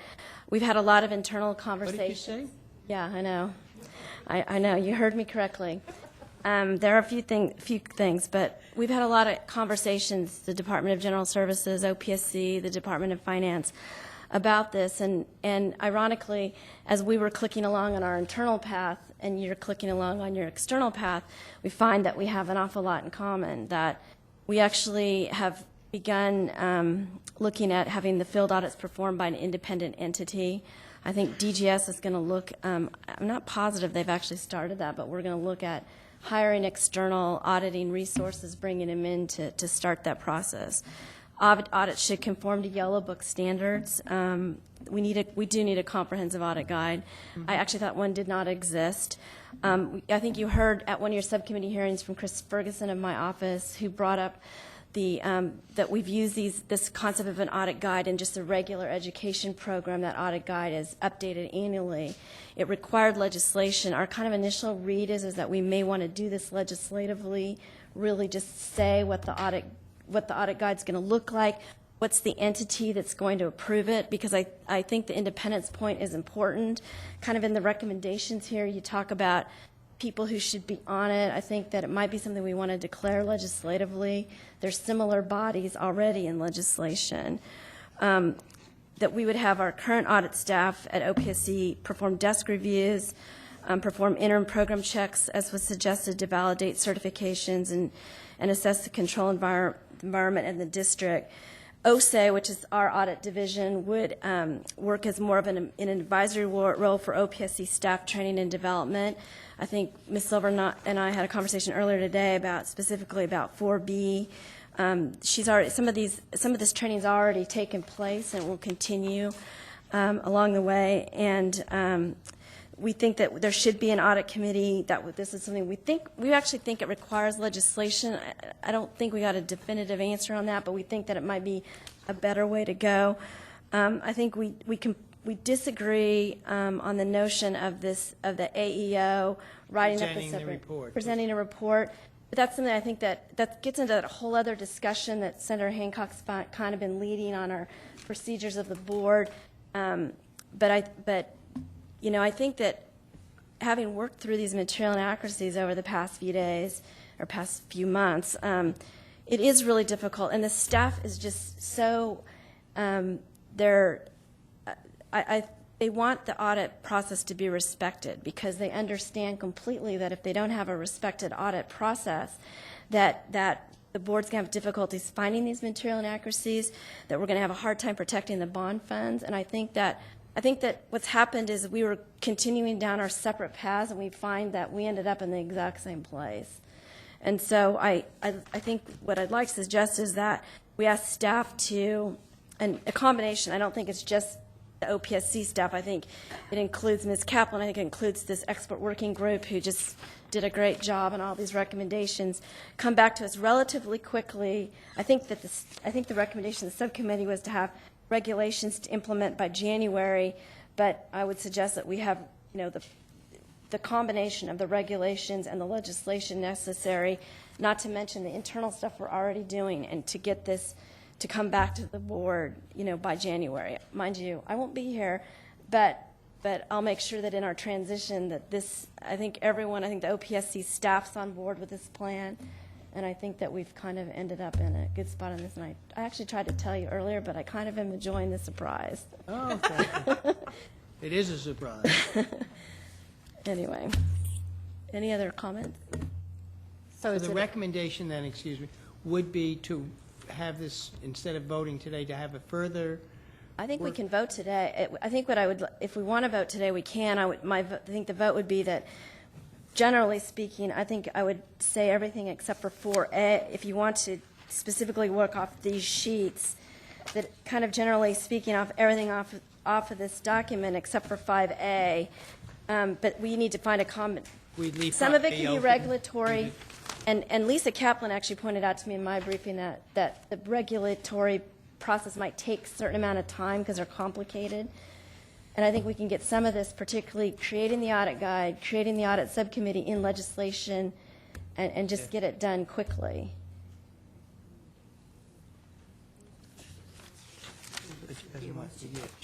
Right. So the first one would be to adopt the audit subcommittee's recommendations listed on attachment A with the exception, you're saying, of recommendation number 5A. Right.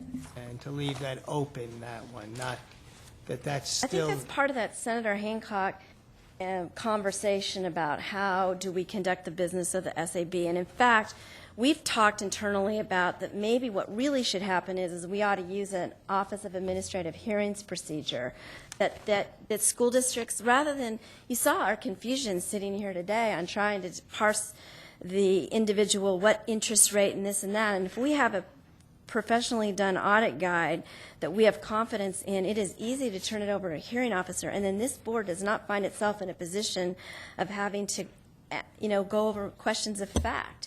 They have coming to them a recommendation from an administrative, an ALJ, and they can decide it.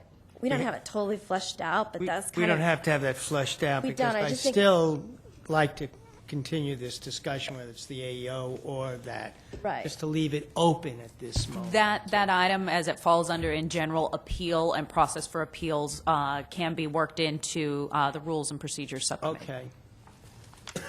So let's, with the exception then of that item, I make a motion. I did see Rick come up with a comment. Did I miss something? We just wanted to point out that to follow your lead, it was 5A that you wanted to not vote on, or not accept.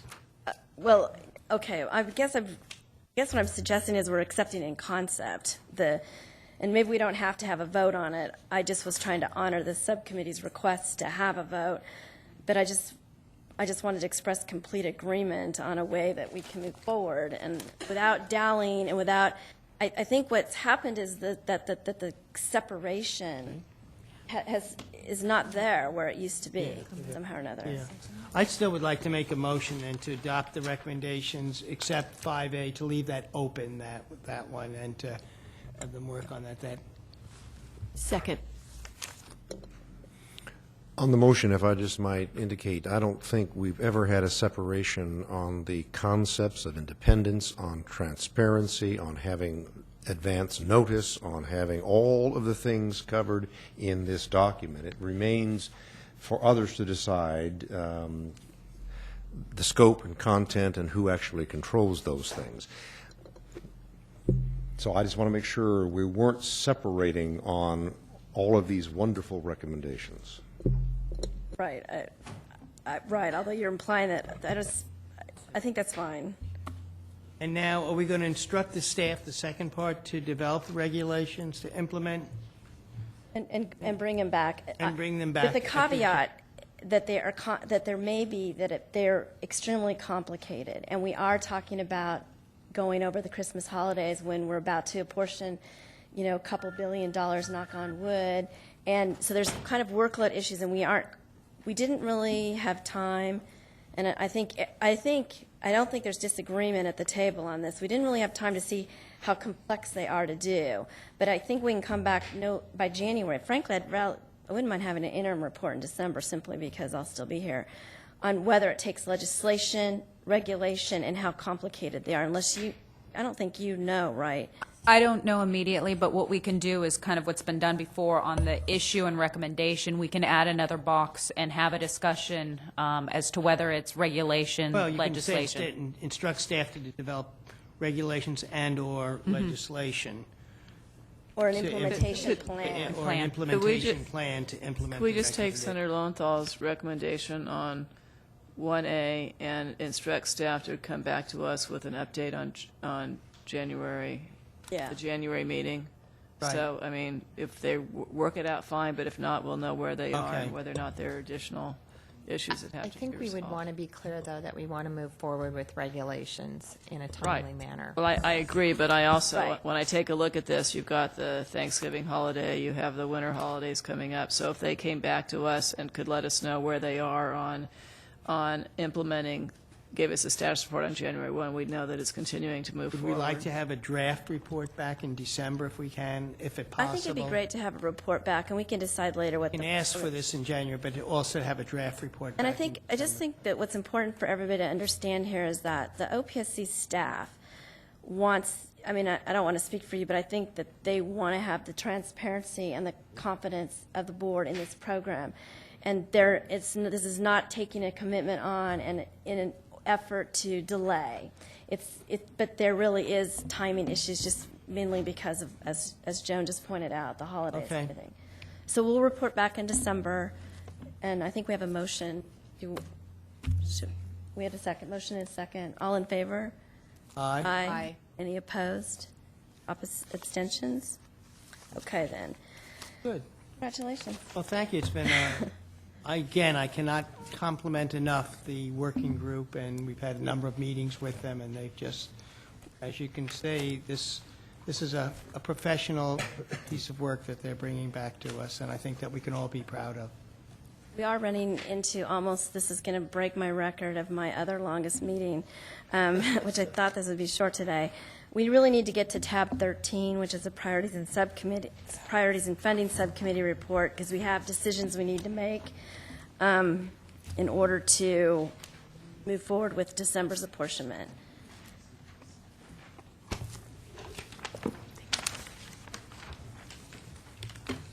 Juan, did you want to set the stage, or was I going to set the stage? I think you are. Thank you, Madam Chair. On October 28th, the subcommittee met to discuss options on how to expedite the cash, the available cash. And as we all know, the first round of priorities and funding was an overwhelming success. And actually, I wanted to take this opportunity to thank you, Madam Chair, for your leadership in spearheading those efforts, as well as the rest of the board for taking action to implement this new process. I also want to take the opportunity to thank all the school districts who accepted and met the challenge to submit the fund releases within the 90 days. And last but certainly not least, I wanted to thank staff who are truly the unsung heroes in this whole process of doing all the work behind the scenes to get this program up and running. So that helps us moving forward in making apportionments and release of the funds within 90 days. The discussion at the subcommittee focused on apportionments that have already been made under the old system, in which districts have up to 18 months to submit a fund release request. Specifically, we have approximately $600 million that fits within this category, and we presented several different options for the subcommittee to consider on how we can expedite the release of those funds in terms of allowing projects that are not ready to move forward to potentially step out of line. If a district has a project that they have an apportionment, but it's not ready to go, but then they have another one that's on the unfunded list and is ready to go. We talked about these several of these types of options, but ultimately the subcommittee decided that these were a bit complex and instead wanted to focus on looking into a new method of managing our cash. So what does that mean? One option that we discussed was knowing that we have $600 million that has been apportioned. We know that most of those, about $250 million, has been is set to expire in October 2011. This is the 18 months that districts have to come in and submit a fund release.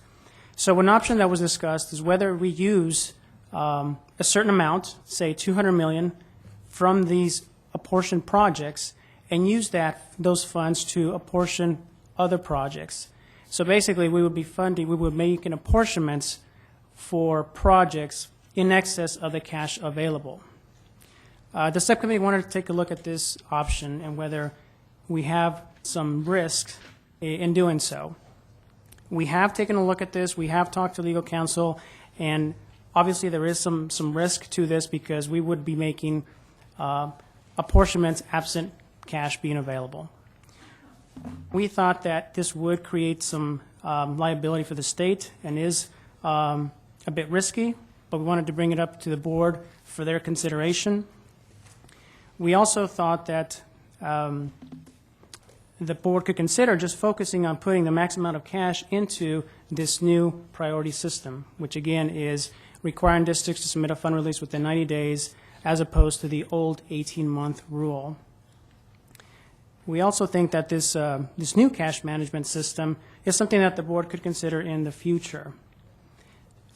Along with those options, staff is also proposing that the board consider moving the date that's available, the date in which we're going to have available cash for the next priorities and funding. What I mean by that is we were going to use the cash that's available on November 3rd for the next priorities and funding, but we realized that there's supposed to be another bond sale in November, and a lot of projects, their 18 months are set to expire on December 10th.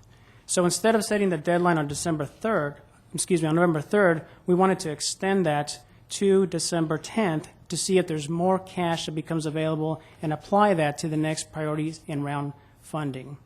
So part of the options today is to take a look at this cash management system to see if the board wants to entertain this and whether the board wants to consider extending the deadline to use available cash from November 3rd to December 10th. And along with that, I think the chair has proposed to move the board in December to the 15th to still make apportionments at that board meeting. Another consideration for the board is to discuss the future priorities and funding round, whether this should be on a periodic basis, whether it's on a quarterly basis, or how often should we have these in the future. So with that, I'll be happy to answer any questions.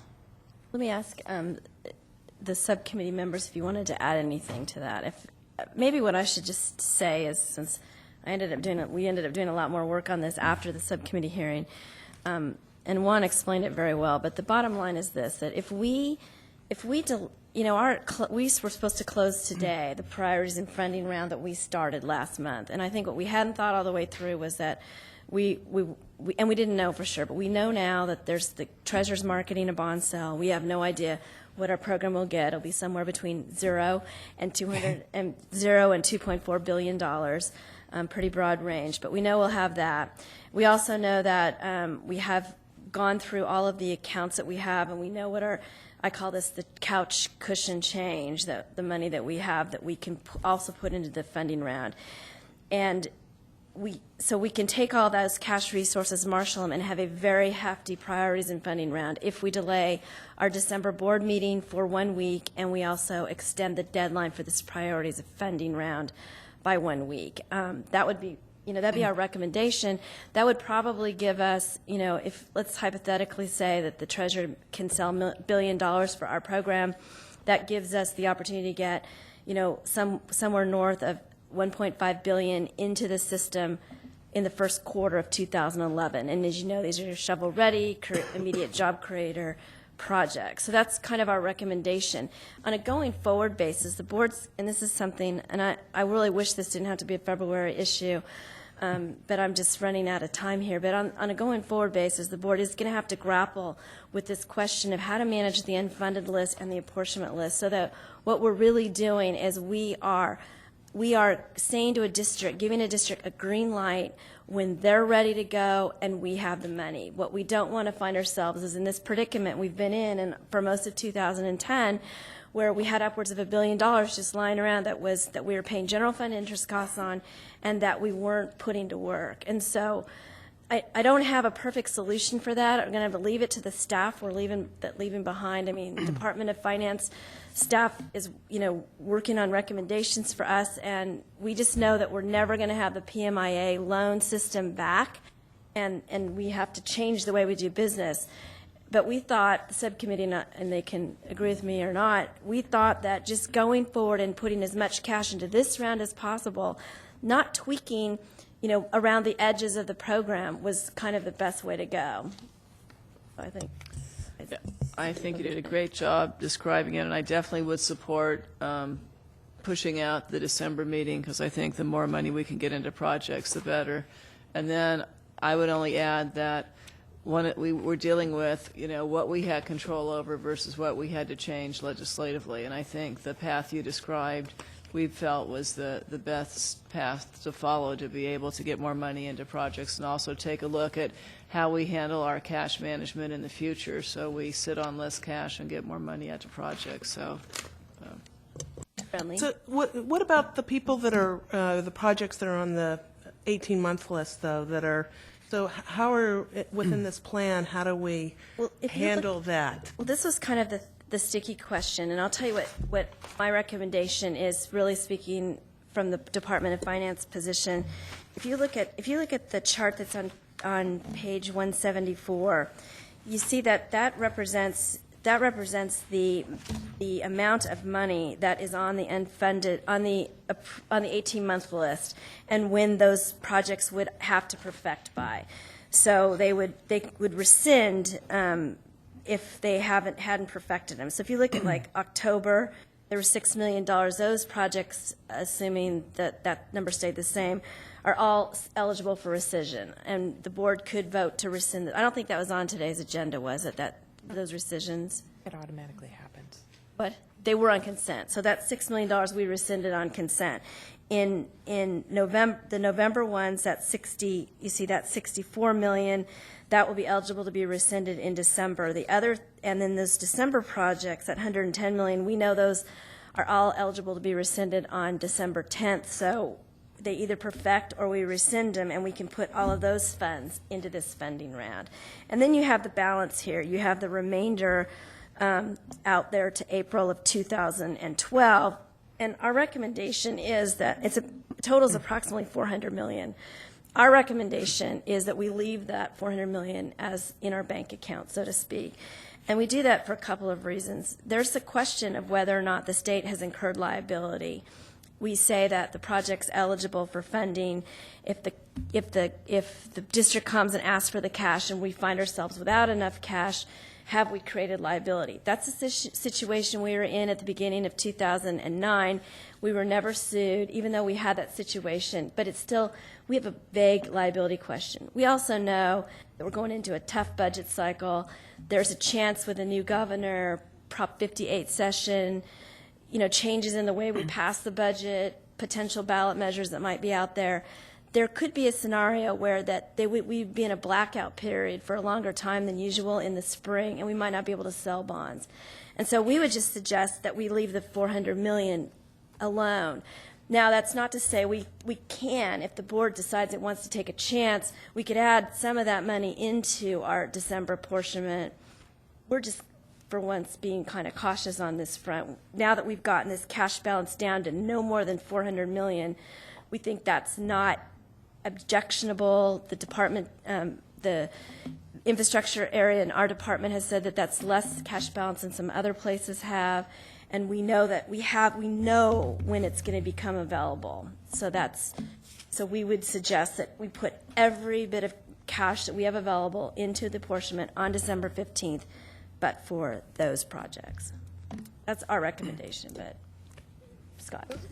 Madam Chair, I want to thank you for succinctly stating what we heard and what we did as a subcommittee. I think there was unanimity in the concept of not hurting those on the list. If they were to be rescinded, how do we capture those and put them to a better use? Creating jobs, funding, as we did in the last go-around, which was 100% subscribed. Now, whoever would have thought of that? So building on that success, I'd like to move what you just stated, which is we extend the time period for the applications to come in by, I think you said, a week, and that we postpone our board meeting 1 week to the 15th of December, which would allow us then to capture these coins in the couch that you allude to, and we will utilize the priority and funding mechanism that we used so very successfully the first time. We will have a discussion also on whether we should add a little bit more to it, as you just concluded.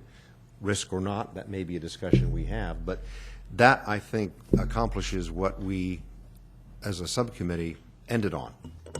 I would second that and make a point that the one issue that we did not grapple with, I think we grappled with all the issues. We thought that the recommendations, while creative, probably would have created more confusion, and that this is a cleaner method to hopefully get out as much funding as possible in over the next month. And then that this board really has to grapple with the up to 18-month issue. And I think that we've all talked about that that was in place in a different time period for good reason, and we'll have a robust discussion around it. But in the cash management world that we have today, we need to grapple with that issue on the long term, and perhaps that's in January.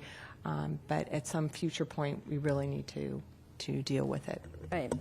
We have a motion. Did we have a second? Yes, you seconded. Okay, it was a long second. Madam Chair, just to clarify, the extension would be to use available cash as of December 10th, not necessarily changing extending the certification time period. We're still accepting certifications through November 8th, but it's using available cash instead of November 3rd, December 10th as the date. So we're not extending the certification time period, just using available cash as of December. I don't think I said certification, it's an application period. We have to extend. I thought we were. I thought we had to extend the application period to get more. Yeah.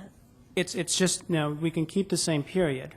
It's just using cash available The all the round way that up we to opened at our last meeting, doesn't that close today? November 7th. Oh, November 8th. 7th. Sorry, excuse me. 8th. 8th, okay.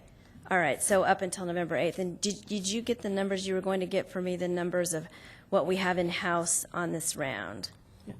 I think Barbara shared with us earlier that we had already $1.2 billion in requests that have submitted for just to compete with that $71 million. And you will use you will send out an email to your usual list and just remind them that we are expecting a bond sale and that people should get them in. And then everyone out there will help spread the word that people should take a good hard look at getting in here, because it will have a large amount of money, knock on wood, to apportion. My amendment then would reflect that change. I mean, my motion will accept that amendment. Okay, so all those in favor? Aye. Aye. Any opposed? All right, so let me just make a suggestion. It's 6 o'clock. I'm sorry, I hate saying this. I feel like we can't finish the book tonight. There's a lot of really important things going on. Temecula is here. I asked if they would mind putting it over. Jeff?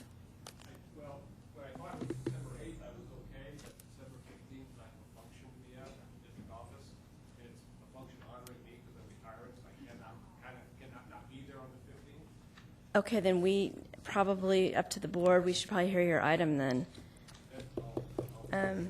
Because you will be gone in January. So will I. You guys all say that with smiles? Oh, that's really... Okay, then Madam Chair, can I ask staff to comment on one other? I thought there was some timeliness on the sale of the relocatables, and that's not terribly controversial. And if we could move on that to capture those dollars from that sale, we may want to take item... Is it timely? It's timely, I understand. Yes, I believe we had some commitments with districts to sell those particular portables, and they've been waiting for the last. Okay, then let's do that really Can we quick. just do that one in 2 seconds, I think? Tab 16. I will second item 16. We have a Okay, all motion and a those- second. All right, all those in favor? Aye. Okay. Thank you, Dave. That was an excellent presentation. Great work. Eloquent as always, eloquent as always. All right, let's go to tab 12 then, which is Temecula. And that was just one tab. We have another relocation item. What? Tab 17, I think. Right, that was tab Or 17. tab 15 and 16. Oh, did I say it wrong? It's 16. Oh, it was 15. Only 16? We moved 16. I might have said 17. Is that what you're saying? It's tab 16, page 190 is what we just voted on for the record. Ms. All right, Jones, so you have that there. Now we're in tab 12, page 159. That's correct. So on page 159, this is for Temecula Valley Unified. This is another set of projects where we had a premature fund release. I'm not going to get into all the details about the authority and so forth because I know we've kind of covered that in the previous item. If you'd go to stamp page 166, here's a listing of the projects. Taking a look at the fund release authorization date and then looking at how much was under contract at the time of the fund release. And then we would be looking at a $1.6 million interest calculation for the material inaccuracy. Going to cut to the chase on this one right here. The question is going to be, you've got CM contracts, and which contracts do you use and how much dollars do you use in order to apply to the 5005? Basically what we looked at, and we had our legal office take a look at this also, the district had two contracts, and if I could point you to page 162, you had a contract for Barnhart, which was in the third paragraph, for $2.6 million, and then reimbursable expenses of $342,000. And then you had Edge Development, the second contractor, $698,000 with reimbursables for $192,000. When those contracts came up to staff, we took those contracts and we applied it to the 5005. Those were the only numbers that were in the contract. So what we've done is we've accepted the district's assertion or the contracts. I think the difference right now is how much of the dollar amount should be applied to the 5005. We can only go by what we see at face value as staff. We don't have a crystal ball because I believe that there were some subcontractors that were let, or contracts were let 3 to 4 years afterwards, after these CM contracts were signed. So that's the question right now, is how much do you apply to the 5005 certification based on these contracts? Is that it? I'm trying to keep it short and sweet. Okay, Jeff.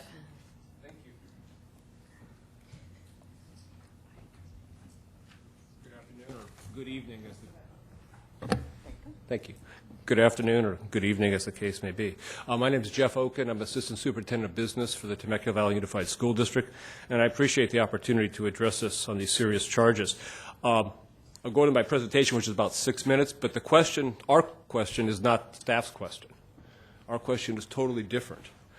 Very simply, the sole issue before the SAB today is, did we falsely certify that we had binding contracts in place for construction of the 7 projects that we ordered to prematurely receive fund releases? The answer is simply no, we did not. I testified to you today that in 2002, the district accurately certified that they had binding contracts for construction in place for 100% of the work of the plans and specifications at the time the certification was made. Now, 8 years after the fact, the SAB is being asked to sit in the seats of our governing board and validate the reasonable and appropriate action and certification that was made in 2002. I think all of us would agree that you must have a strong body of evidence in order to make a finding that the district has falsely certified on an application to the state. There must be certainty in order to levy a $1.6 million fine and deny the district the privilege of self-certification for 5 years. Despite repeated requests, staff has never presented any rule, regulation, or guideline on what constitutes a binding contract for completion of the project. In fact, this issue is not even mentioned. It's not even the question, but that is the question of today. In direct discussions with staff, staff has taken the position that the interpretation of the certification should be self-evident. But I'm here to tell you that in 2002, it was not. To illustrate the point, I noticed that staff report goes to the great length to talk about why our CM contracts were not CM at risk. Consistent with the comments made at our meeting with staff, the report further indicates that some types of CM contracts do meet the binding contract test. In other words, like the staff position on what constitutes a binding contract for construction is self-evident, staff believes that one should simply know what will be acceptable as a CM at risk contract for certification. I think this makes my point. We had binding contracts with 2 CM firms that have been used to build over 31 projects that have been processed through the OPSC. These were significant contracts that put a great deal of risk on the construction manager, including even a requirement that the CM indemnify the district against cost increases from subcontractors. The firms, who were also general contractors, essentially acted as the general contractor for the district. At times, they performed the work themselves. At other times, they acted in a true general contractor capacity. This method, along with their reuse of plans, allowed for quick construction of schools in a cost-effective manner that resulted in more dollars being available for construction. I'm not going to go into the endless detail about the contracts or spend time debating the various aspects and nuances of them. We have always maintained that our CM contracts constituted at-risk contracts. Lacking any clear guidelines or regulations from OPSC on what defines a binding contract, the district took reasonable efforts in order to make the self-certification. Those steps included issuance of an RFP for CM services that required the CM firm to be a general contractor, establishment of budgets for each school projects contained with the RFP, the requirement that the CM assume all responsibility for completing the entire project on schedule or be subject to $3,000 a day in liquidated damages. The CM was required to post construction bonds up to the 100% to the extent that the others in the project did not. The CM was responsible to pay for claims for contractor cost overruns. The CM was required also to provide course of construction insurance. The CM contract guarantees that the sum of all the construction contracts will be completed within the budgetary parameters established for those projects, and that was an exhibit in the contract. But I ask you, whether you agree with our position or not, such debates and ambiguities are they really to be the basis of a $1.6 million fine and a 5-year suspension of self-certification? Is that what the MI process boils down to? I don't think so, and I hope you don't either. In 2002, reasonable, intelligent, and honest people in Temecula determined they had binding contracts in place. They made certification based on that, and they had nothing to tell them their actions were incorrect. Surely now, 8 years later, we're not going to be based a material inaccuracy finding on the assertion that somehow we should have known better. Temecula Valley followed all the regulations in place when we filed for 13 requests for funding. 7 of those 13 projects are subject to this board item. This is not a matter of district staff changes, regardless of what you may have read in the report. This program has been under my supervision since 2000. I believe the certifications were accurate in 2002, and I still do today. Our argument has not changed, contrary to what may have been written. Our CM contracts were at risk, but more important to the issue of false certification, we have also maintained that the district had binding contracts in place for construction of these projects. I've written documentation dating back to 2009 where this position was articulated to OPSC. This is not a Johnny-come-lately argument devised because other arguments have failed. In closing, I'd like to reiterate a few important points. Don't lose track of the important question. What guidelines, checklists, regulations were in effect in 2002 to tell us that our CM contracts were not permitted for the purpose of certification? This is not about inappropriate expenditures. All the state funds were matched with district contributions and spent on the projects to complete them within the required timelines and in compliance with law and regulations. Students that attended these schools back in 2002 are now in high school Material inaccuracy is a serious matter carrying not only the stigma of severe penalties, but a stigma of dishonesty. And it's not just a self-certification. It's the stigma of being labeled an MI. It's not just the penalty. It must be applied to only the most egregious and clear-cut circumstances where the district knowingly broke clear rules. It must be reserved for those who abuse the system, not for those who simply try to use it. On behalf of the governing board of TVUSD, I request that the state allocation board find that a material inaccuracy did not occur on any of our projects before you today. I have further comments on penalties and interest, but I will reserve those for later in the discussion should they become necessary. Thank you for your time, and thank you for hearing this today. Did you want to respond, Rick?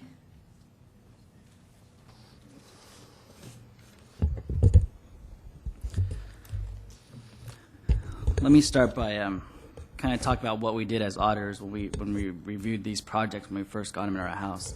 On the bottom of page stamp 159, you'll see the certification made by the district, that the district certifies it has entered into binding contracts for at least 50% of the construction included in the plans applicable to the state-funded project.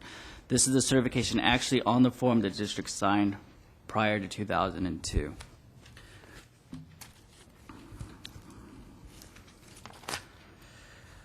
When staff initiated this audit, we requested copies of all the construction contracts, copies of the construction manager agreements, and what we do is review those contracts for what the district is bound to legally in those contracts. The dollars amounts are spelled out on page 162 in paragraph 3. Our legal counsel, our staff at DGS that work in the real estate services department that do the state-funded projects have all looked at this contract and all agreed this is not a CM at-risk project. Now, what a CM at-risk project does is it binds a school district and it binds the CM to completion of the project. They're usually set amounts agreed upon, oftentimes a guaranteed maximum amount that the district is willing to pay to complete the project. Those contracts are essentially like a construction project that's done with a general contractor. They see the entire project through.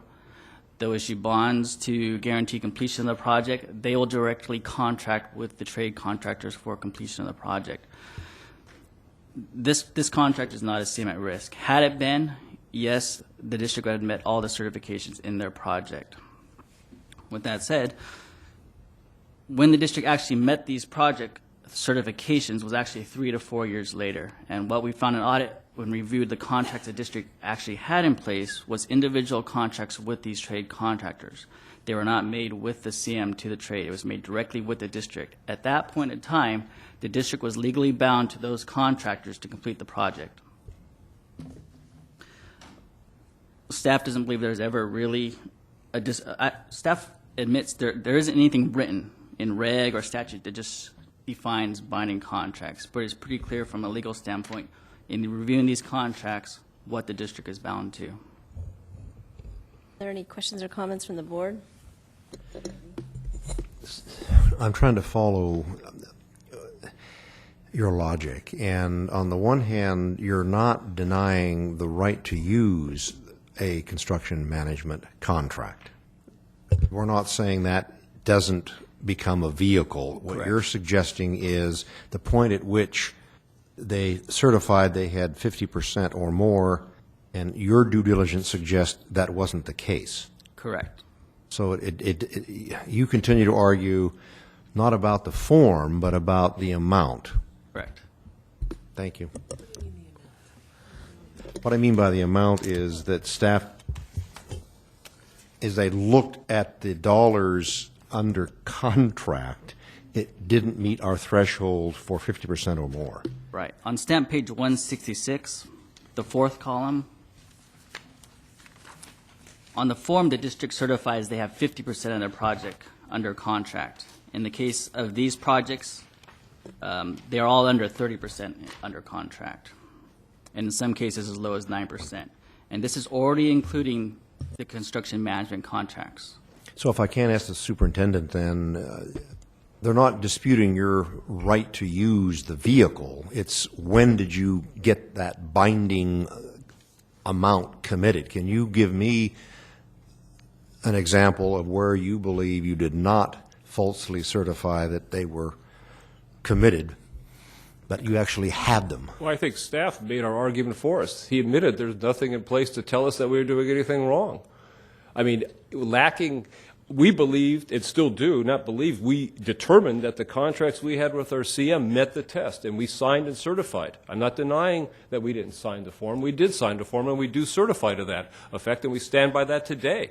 Those are the contracts we used. And if there's not guidelines that tell us back then that these aren't the type of contracts you should use, then produce them and let me read them, and then then you have a case. But as far as I'm concerned, staff is agreeing with us that there was nothing there in 2002 to tell us these CM contracts were not valid contracts for the way we were using them. It's self-certification. Okay, and if you're going to put the faith in the district to do the right thing, we did the right thing. We took the state money, we matched it, and we built these schools. Okay? And we did it in the timeline you require us to do it. 18 months to have all the contracts let, 3 years to have the school completed. We met those timelines, and 4 years in the case of a middle school. So we met all those requirements. Question? Not a question. I would lead the board to look at page 162 that shows in July 2007 in the report from OPSC that the board has already voted there was so much uncertainty going on in this period that from 1999 to 2003, we already voted a grace period for schools because there was uncertainty about what CM at risk was and what the contracts were. And you certainly fall within that period. So again, Rick said to me when I asked him this question, Rick said, all we can do as OPSC staff is look at the front of the contract to see if the money was there, whereas the school district is saying, we believed that when we went into the contract, we were contracting for these projects. For 100% of the projects. For 100%. I have a question or two. Eric. Thank you. Gentleman from Temecula, the construction management contracts that you were utilizing, they required them to complete them on time under a certain dollar amount, correct? Correct. And that was 100% completion, correct? Correct. Okay. I mean, 100% qualifies. And with the paragraph that explains the timeline and what seems to be almost a retroactive reach by someone here, back with new rules that were established in July of 2007 to instances or construction that took place in the early 2000s is wrong. I move that we dismiss this, or whatever the appropriate phraseology is, and that staff's recommendation, if they're encouraging some type of penalty, be overruled. Or Second.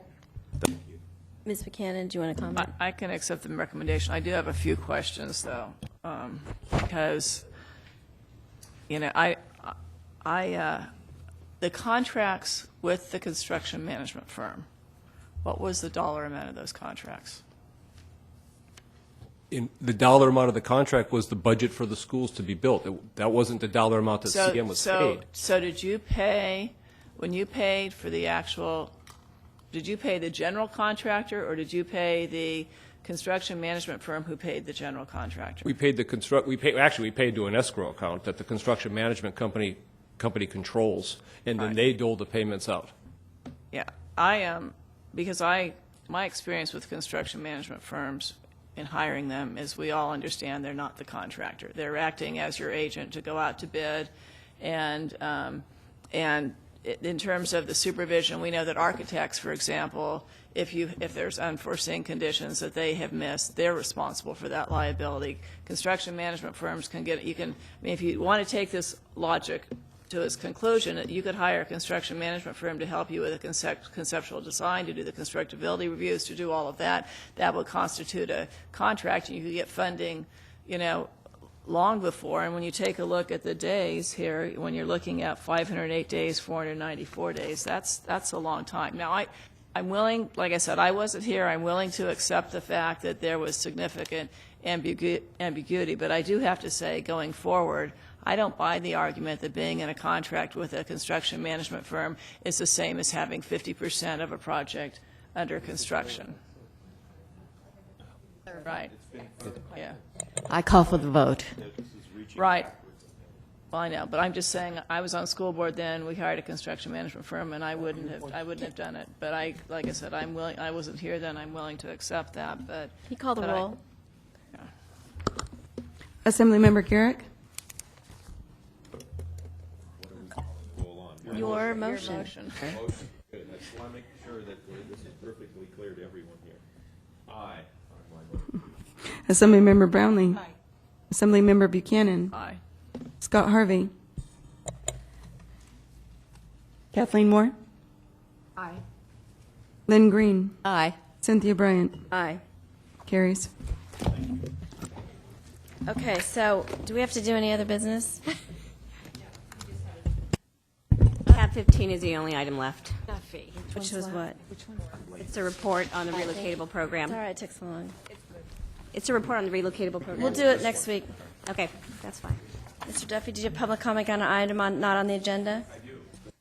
Go ahead. I do, Madam Chair. Hopefully, Ms. Jones was able to distribute to you a letter that I have addressed to each of you individually, and it addresses the AB 127 per pupil increase of 6% that's been allowed in statutes beginning in January of 2008. The board did grant the increase in 2008 after a good deal of drama that happened in May of 2008. There has been not an increase since that time. So there was no increase in 2009, nor for 2010, and we are just on the verge of going into 2011. Last January, you did receive a report from OPSC that was an analysis of costs that I think went back to 2008. So I think that really should have been for a 2009 consideration. But it was brought to you in January 2010, and we made comment that there was a flaw in that report, and there's a copy of the letter we gave you at that time attached to this. We are not asking that you agendize an increase according to AB 127, the 6% increase. We realize that there's been a huge amount of work that's been done, and we appreciate the leadership of you, Madam Chair, and the other members to sell bonds and move things along. And we've had many discussions that have been personal discussions as well as some that have been public about the issue of pressure on existing bond authority. So we're not asking for that at this time. But what we are asking for in this letter is that you relieve districts of the requirement to fill out the PIW, which is the document that collects the new construction contract construction information. And in order to do that, you would have to agendize your regulations. I won't go on, but this is something, when I made an announcement at the CASH membership meeting today, someone made a comment that was a very positive comment about what a relief, that would, thank you, that would be great. So we're not asking for the increase. What we're saying is you don't need this information if indeed you're not studying the cost of construction for consideration of providing an increase. So all we're saying is if you bring the item back, which is your regulation, and you take out of that regulation the project information worksheet requirement, then move on, and then we'll figure out what we do for 2011 and beyond. So thank you. Thank you. All right, is there any other business? Okay, then this meeting's adjourned. We'll reconvene on December 15th.